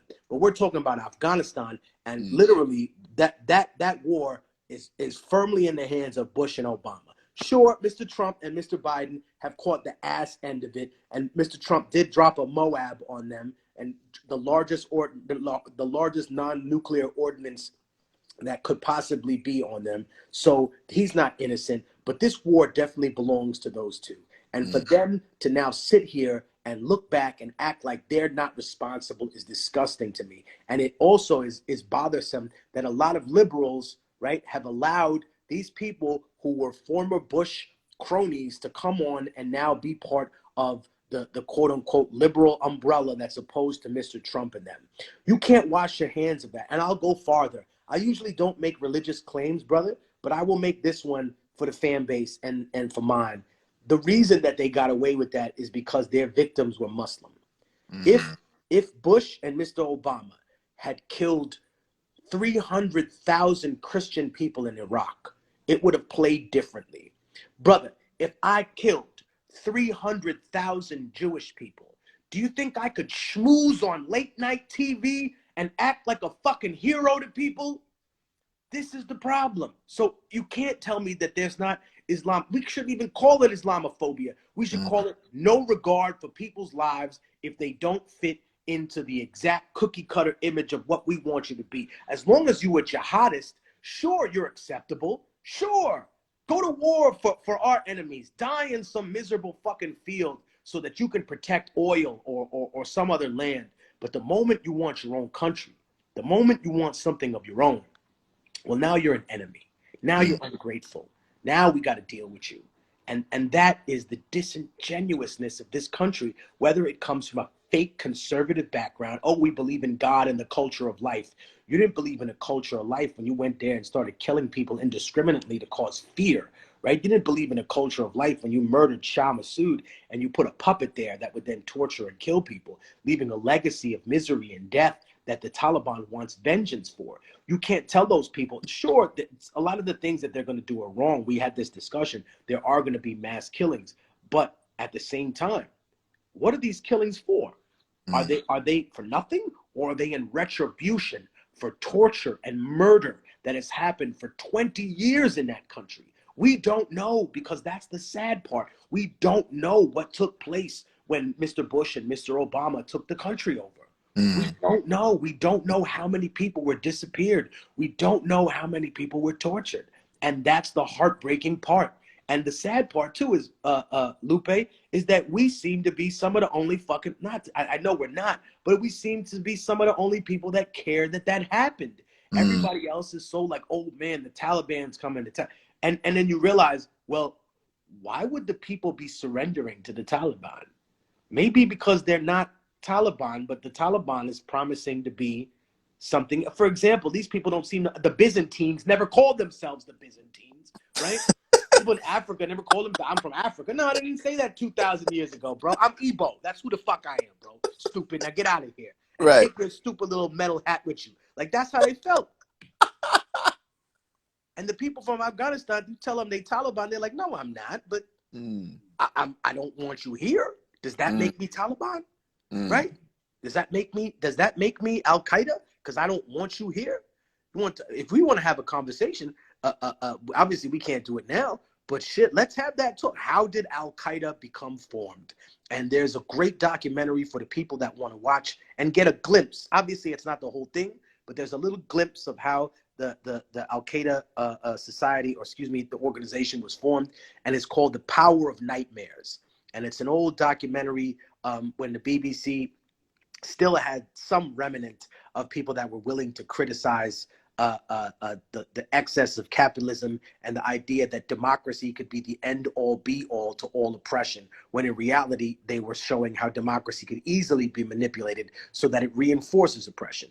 And what it was showing was the mentality of two different people, that one had gone to the United States and the other that had come here and said, wow, okay, I went to Afghanistan as a playboy named, Osama bin Laden. I'm not really involved in anything in terms of killing and murder. The people that I keep with me, the vast majority of them were actually paid actors. That was the weird part, that at first Osama bin Laden used fake actors when his name was Tim Osman and he worked for the CIA. That was his code name, Tim Osman. And he had fake actors. But his first act of violence that people point to was that when the jihadists took Mazar-e Sharif, that he committed jihad against children that belonged to a group of people in Afghanistan that they call Hazara, right? The Hazara are an Asiatic people. They look more Asiatic. And I say that because the Hazara literally means 1,000. And it's a little bit of a denigration, so I don't want to insult the Asiatic Muslim people of Afghanistan, but they were called that because Genghis Khan's troops were broken down into units of 1,000. And they're called Hazara because they say, oh, you're a Mongol. You're from that group of people. So that's why they refer to them as that. But he saw them because they were very, very adherent to the Sufi religion. He saw them, and the jihadists saw them as a threat. So the first people that they killed were not actually Russians. They were other people from that sect. And that's the sick part when you talk about him. So, you know, Mr. Bin Laden, you're not going to hell for whatever happened on 9/11. You sold your soul way before that, when you left those dead children in the mud in front of Mazar-e Sharif. That's what you, but before you sold your soul for anything else, bro, you sold your soul for that. And I think when people study the history of Afghanistan, and just like you brought up before, and I appreciate you doing that, after the jihad, what happened, right? That's some blank part of history, like as if it was the Dark Ages. No, it was a time in which they had a civil war, and America said, not our problem. Fuck you. We don't have any more Russian people to give a Vietnam to, so you can go on and die. And so then what was the purpose, right? To cause destabilization in the region? That's it. It wasn't to help the people, which is why everyone is suspicious now of any involvement from Russia, China, or the United States. They realize, okay, I realize I'm going to be a pawn on this chessboard. What can I get out of being a pawn? What do I get out of being white or black? What do I get out of being on this side or that side? And those decisions aren't made by the people, but unfortunately are made by the small ruling class of the country. What do I get? You know, because when companies go to these countries, they do not set up a free market. They set up a fucking monopoly. That's it. It's not free market capitalism. It's not what you think it is. And we don't even have that here in this country. You know, you brought it up earlier. When we talk about Illuminati, you know, if you want to see Illuminati, go to a corporate meeting at Walmart, right? Can you go to Walmart? Can you go to Kmart? Can you go to the board? Can you go to the board at Kmart? Can you go to the board at Chef Boyardee and Kraft Foods and see what they put in there, right? Can you see that they use wood chips and that shit as filler instead of other proteins, because it technically has protein in it, but it's what, like 80% cheaper than it is to actually buy proteins to put it in. Sure. Like, again, please look this up for yourself. The fan base, we're not sitting here talking for our help.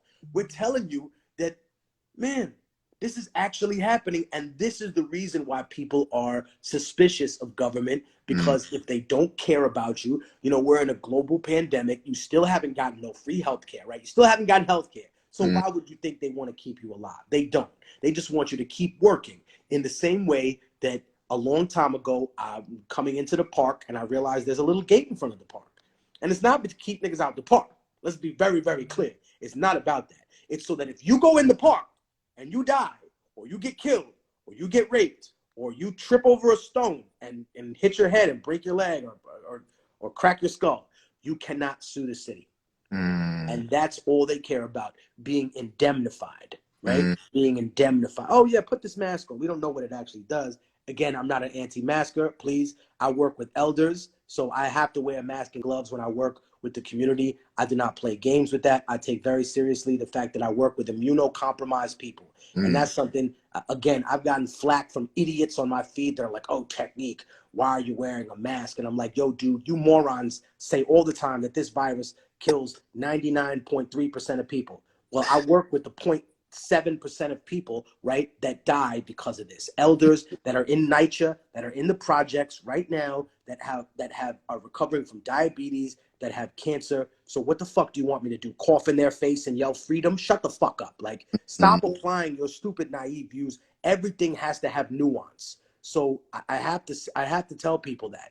And for those people that say, oh, the consumer mask is weak, that's why I have an N95.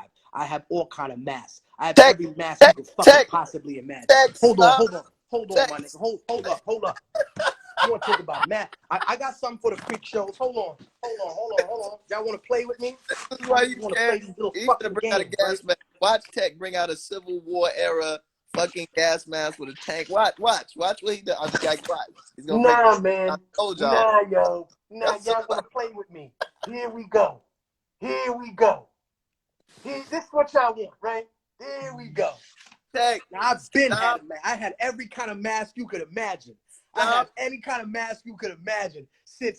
Hold on. My dad is a survivalist, Lupe, like your father, right? But your father taught you how to fight with knives and guns. My dad didn't know how to do all that. My dad used to kick me out in the middle of the water and say, swim. My dad used to make me swim, taught me to hold my breath for 4 minutes. Listen, dude, we grew up very much the same, although I never learned ninjutsu. But I've had every kind of mask you could have. Gas mask. Look. You stopped. I got tear gas when I was 14. Stop reading the comments, man. You that's the trick.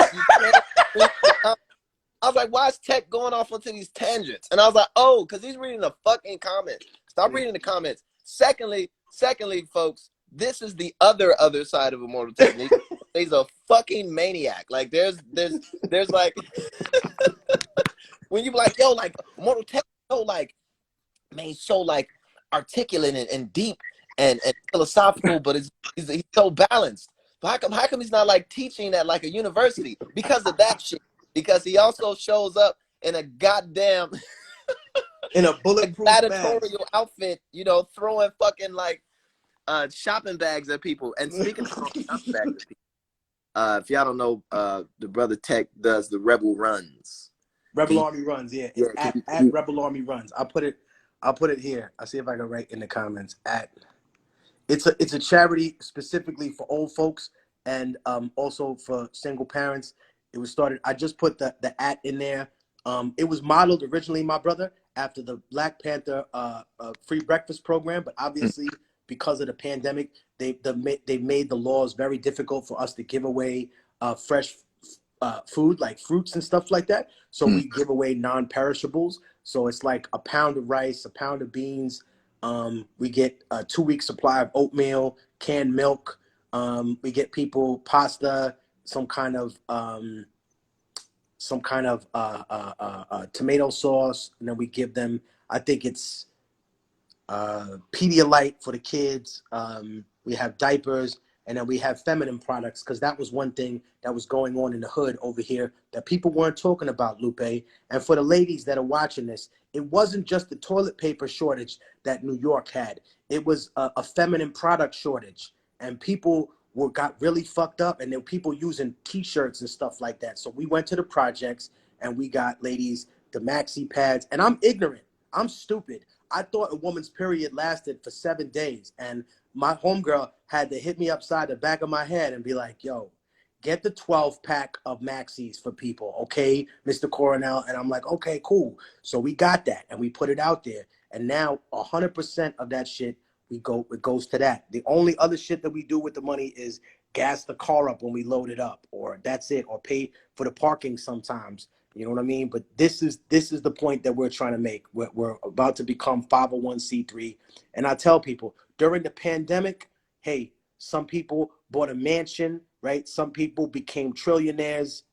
I started a charity. That's what got me through it. And if I could be totally honest, it helped my mental health. It helped through the depression of being separated from my family. It helped through the sadness of my grandmother passing away, my aunt having COVID, my friend's son died of that. You know what I mean? And I said, how can I help? And I went to the supermarket one day to shop for my parents, Lupe, and I saw old white people fighting over kale. Some other man punched an old lady over like milk and stuff. Like the supermarkets at the beginning of the pandemic were a nightmare. So I just said, no, mom, no, dad, tú no puedes estar acá. You guys stay outside. Let me go inside. I'll do the shopping. So now we keep an organized line in front of, I think we have 4 projects right now. We have the Grant houses in New York. We have Dykeman houses in Washington Heights. We have the Albany houses in Crown Heights, Brooklyn. And then we have the Isaac Center in Spanish Harlem. And we're expanding to 2 more places. So basically what we do is we go there. We have people organized on a line. They got to, of course, socially distance. If they don't have a mask or something, we provide whenever we can. And we say, hey, listen, one by one, You come by and we give you your pack. And if you are a mother or if you're an elder, because many times in our community, Lupe, see, other people don't recognize, we gotta realize the elders be taking care of the kids when the parents are at work. It's a village, it's a family. That's how we do, right? So when we do that, we realize the elders are taking care of the kids. So we included things like diapers, and the Pedialyte is important now because it's a fever reducer, and it is definitely something that rehydrates people, and that's what you lose a lot of, water, when you're sick. So, you know, we're not giving out hydroxychloroquine. We're not playing these stupid little fucking games with people. We're giving them what we know works. Stop, Tech. Let me catch I didn't read that from the comments. I'm just telling people.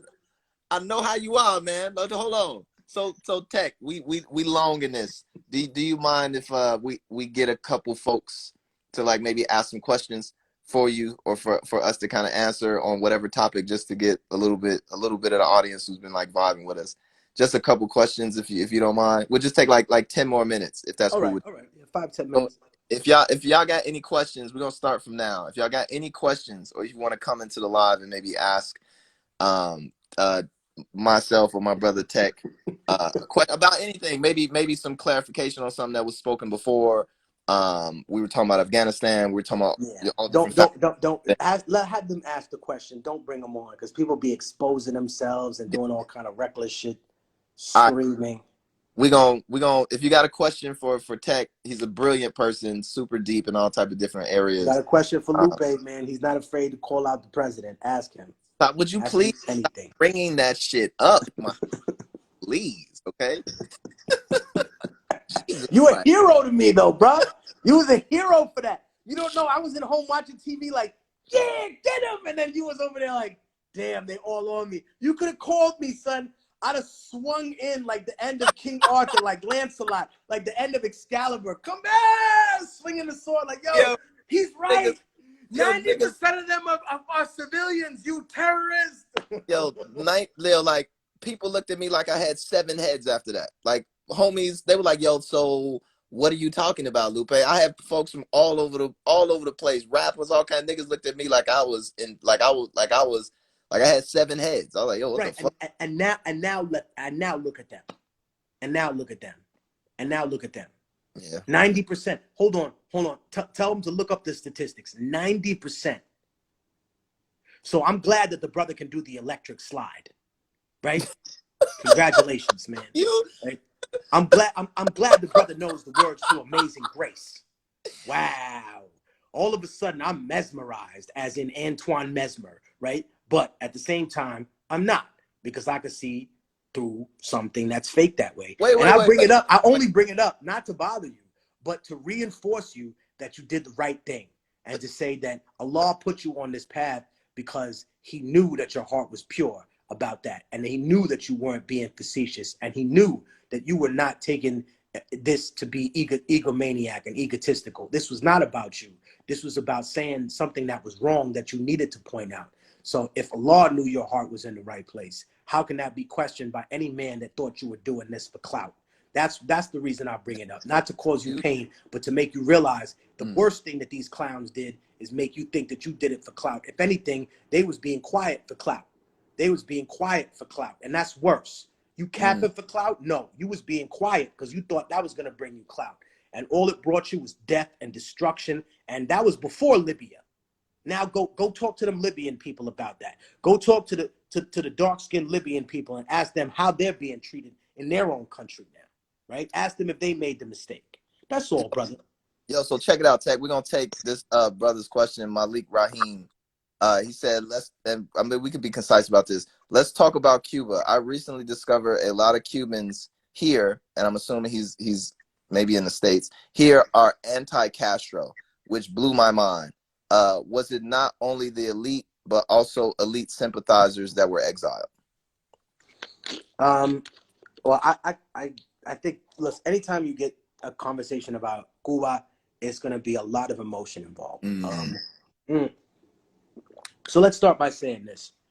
In the same way that the Taliban and also the jihadists and the American forces took revenge against the people that committed violence towards them, in Cuba, not everybody that was tried by Fidel Castro and Che Guevara's government was innocent. And I hate to say that this way because I'm not condoning murder or violence.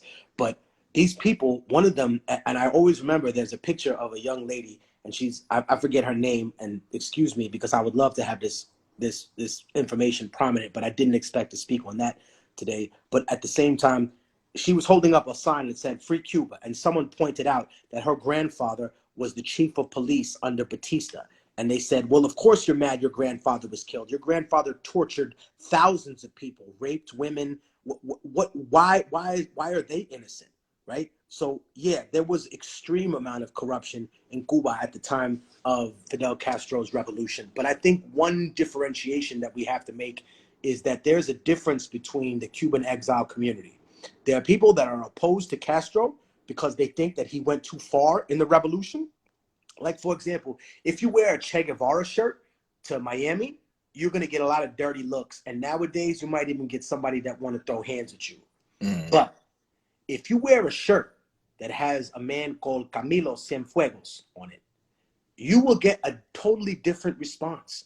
And as a matter of fact, most of the Cubans, even though Camilo Cienfuegos fought and died in the revolution, right, who overthrew Batista's regime, and he actively said he wanted a socialist government to take over, people still won't hate on him. And you know why? It's because they believe that Fidel Castro killed all of his enemies afterwards, and they think some of his enemies were more on the side of revolution. His name is Camilo Cienfuegos. So Camilo 100 Fires. That's what they called him, right? So I think that there's a big differentiation. I think one thing that people forget, and this is whether they choose to take it as a criticism of the Castro regime or not, is that after the revolution in 1959, that Fidel Castro consolidated all the political parties, all the leftist political parties. So all these people that said that they would have a voice in his revolution, he said, sure, you'll have a voice in my Communist Party,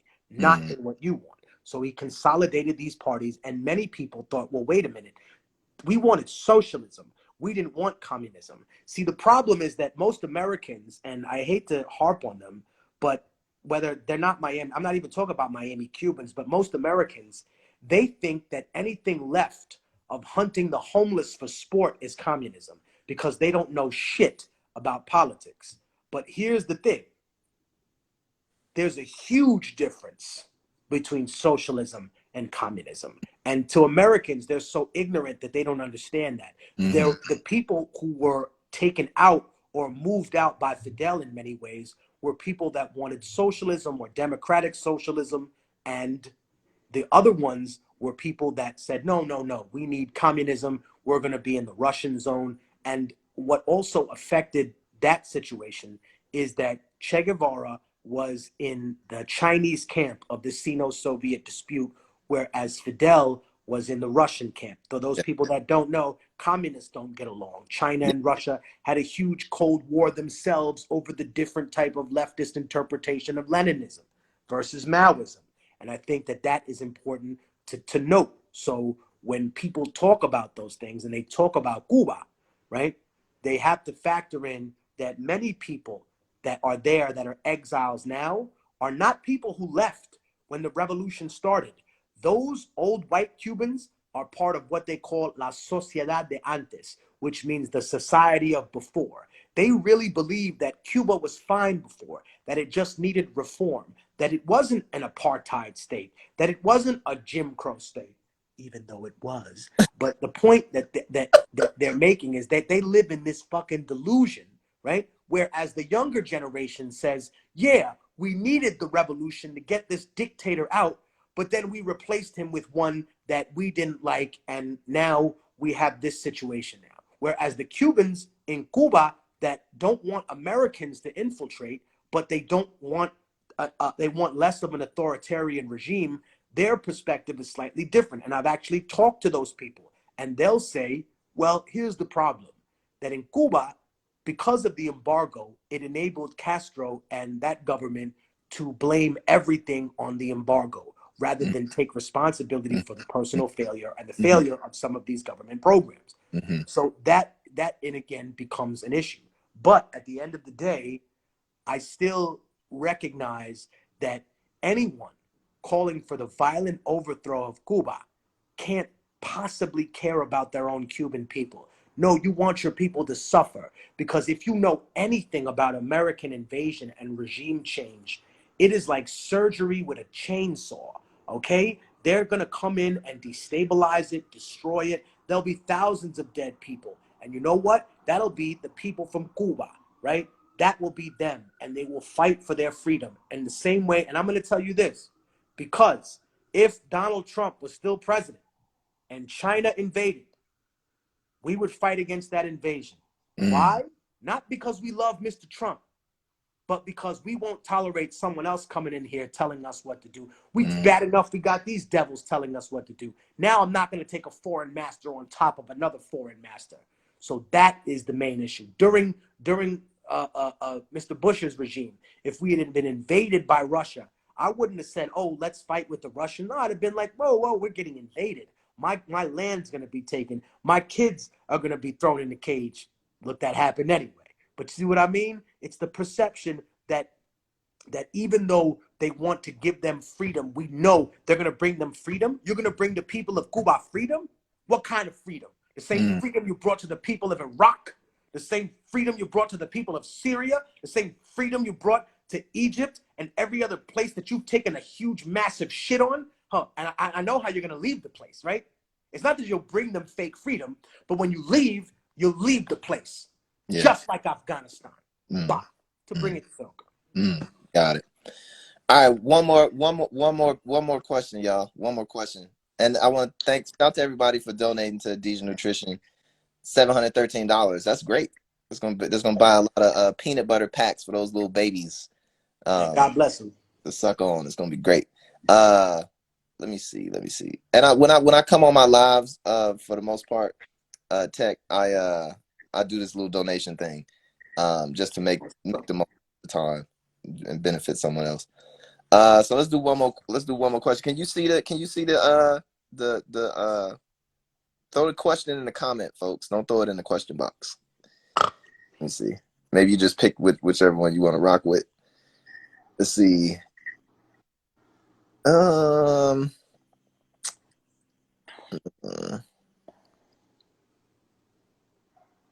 This is interesting, Tech. I think this is cool, and we could talk about a different region of the world, right? Tech, there's somebody in my question box, right? They say, Tech, what steps can Somalia take? Let me make sure I get it correct. What steps can Somalia take to have peace and unity?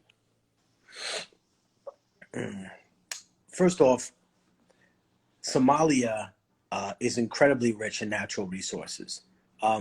They automatically say that when you nationalize those kind of resources, that you make yourself a target for foreign invasion.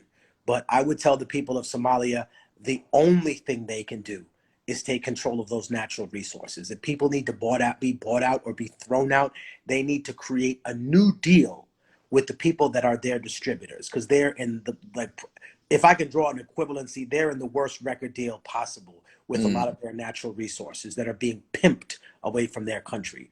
Also, it's incredibly important to note that the people of Somalia began these efforts at quote unquote piracy because their land was being polluted, because their waters were being fished to nothing, and also because there was massive chemical and nuclear waste dumping off what they call the Horn of Africa, which is that peninsula that extends itself from the eastern part of Africa where Somalia is located. The reason that they began committing piracy is to take away the right for those ships to be there, to make them afraid to come and dump there. So before people demonize those people and make it seem as if, oh my God, it's a nation of criminality. There's a famous interview between, even though it's a different African country, but it applies here, between Mike Wallace and Louis Farrakhan, where they talk about the corruption in Africa. And Louis Farrakhan says, no, can you imagine a more corrupt country? And Farrakhan says to him, yeah, I can. I'm living in one. And I'll say, for people who look at Somalia or a place like Haiti, first of all, God bless those people. I think that we have to recognize that we live in a more corrupt country. And I'm going to explain why to the people that would say that's not true, Technique. It's because those people are so poor, right, that they'll take money from a stranger. Here, they're so corrupt, they won't take money from a stranger. Like, if you want to affect public policy, brother, I knew before I became a critic of Obama, I was surrounded by plenty of fake progressives too that were like, oh man, I should introduce you to this person or that person, or you need to sit. And I was like, no, I don't want to, like, we're not going to have a good lunch. It's going to be, I'm going to go off because this is the nature of who I am. You can't hide who you are forever. But I think I say that to say this. When you look at Somalia, the problem with the United States is that in many ways, the corruption has got to a professional level, right? Where in super PAC donations and all these things, they're not seen as corruption. Why? Because they've been given some legitimate name in government? No, you've just legalized and you've codified corruption in this country. Whereas in places like Somalia and other countries, this is something that doesn't happen. Corruption is just rampant because people are starving. Whereas you look at here in this country, people are corrupt not because they're starving, but because they want advancement in society. They want to move up another tier. Now, unfortunately, I got some bad news for these people.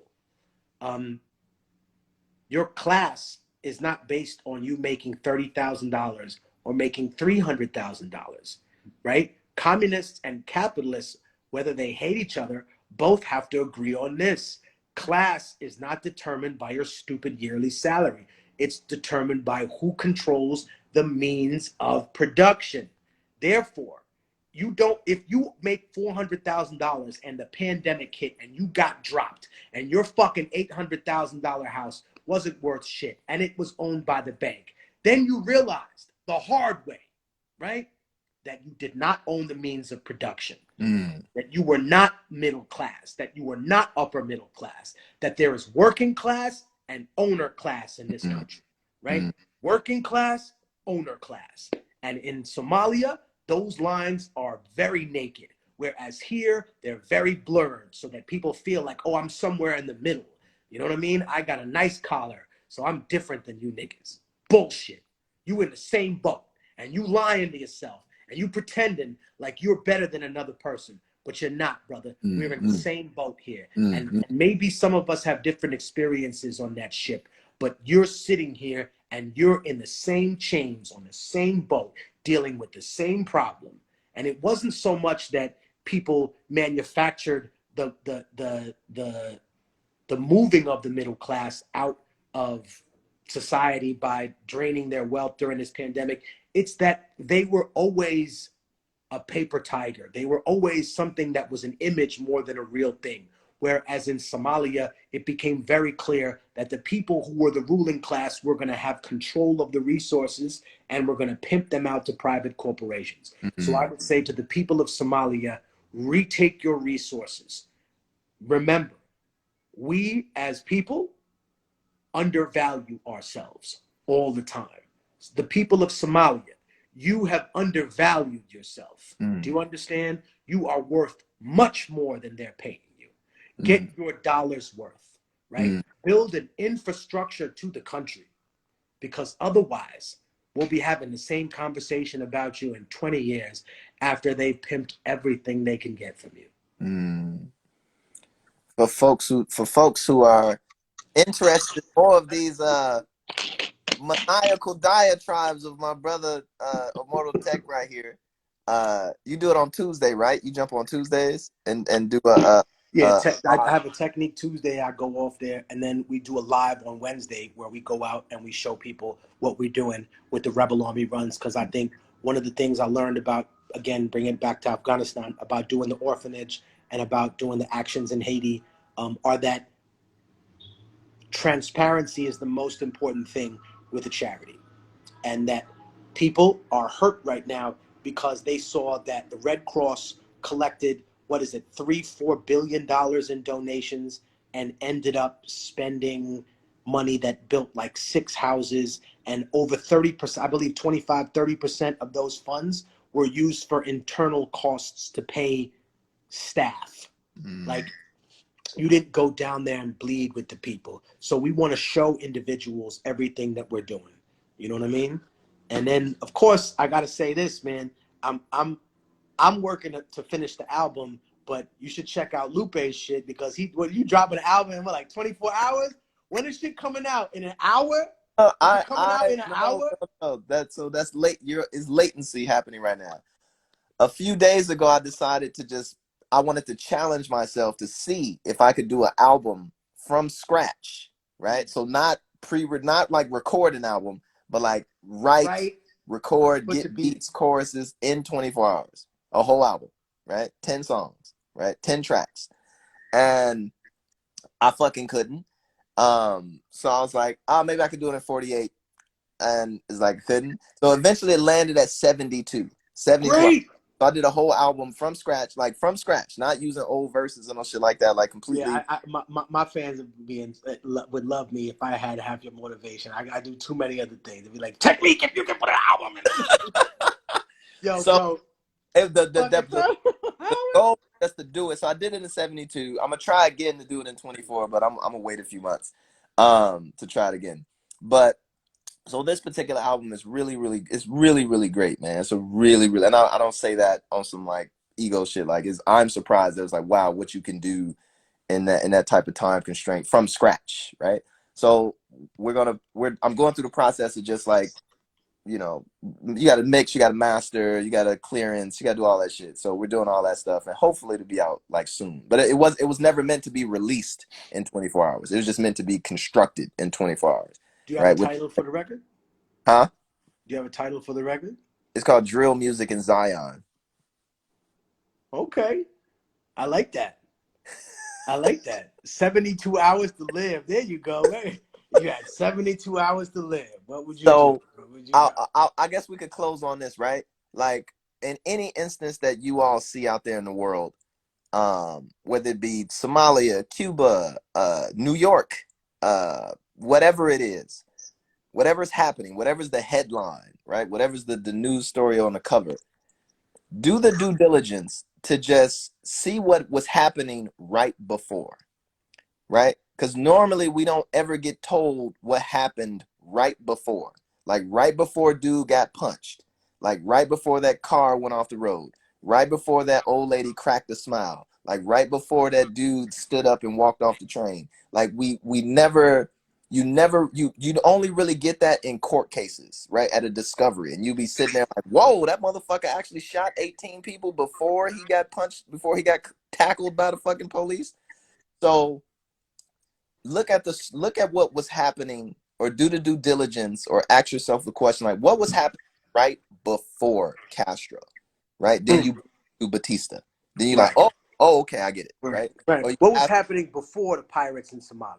Right. What were they doing? Right, exactly. What was taking place right before that news story or that event occurred? What was happening right before, et cetera, et cetera, et cetera. So I think if you take away anything from this, no matter what the situation is, you may not be interested in geopolitics, you might not be interested in any of that shit, but even in just your daily comings and goings in life, what did your neighborhood look like right before you moved in, right? What was your city like right before, 1990? What was the makeup of, what did your school look like right before you got into your high school? Like, was it always like this? Was it, etc.?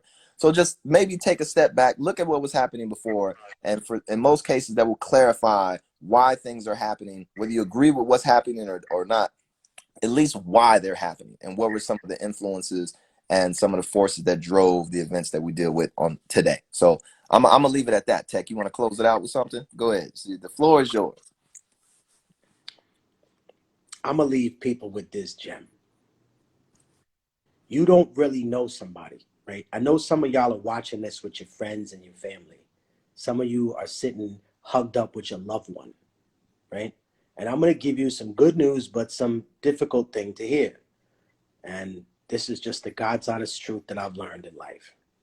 That you don't really know somebody until they don't get what they want from you. Mm-hmm. And then you get to meet them for real.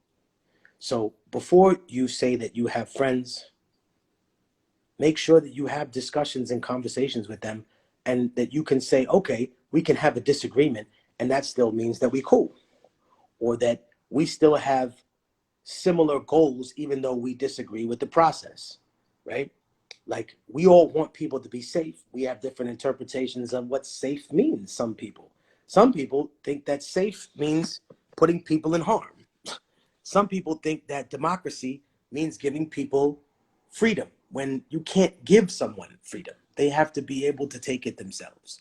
So just remember, man, whether you hugged up with somebody you love or you with someone else, man, you don't know that person until they don't get what they want from you.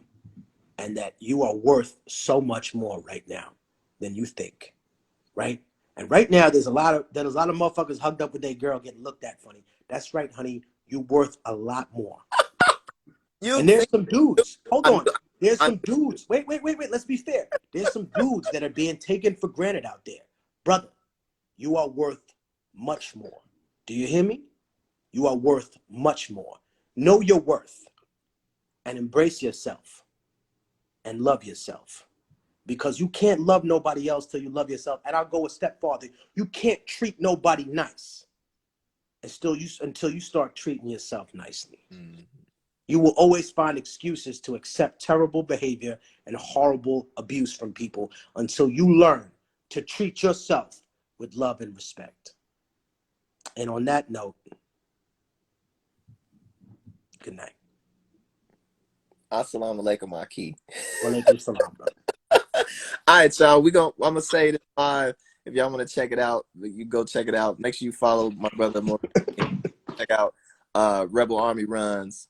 Thank you, brother. And I'll see you. Love you, brother. Be well, yeah? Love you too, fam. Be in touch. Peace. Peace.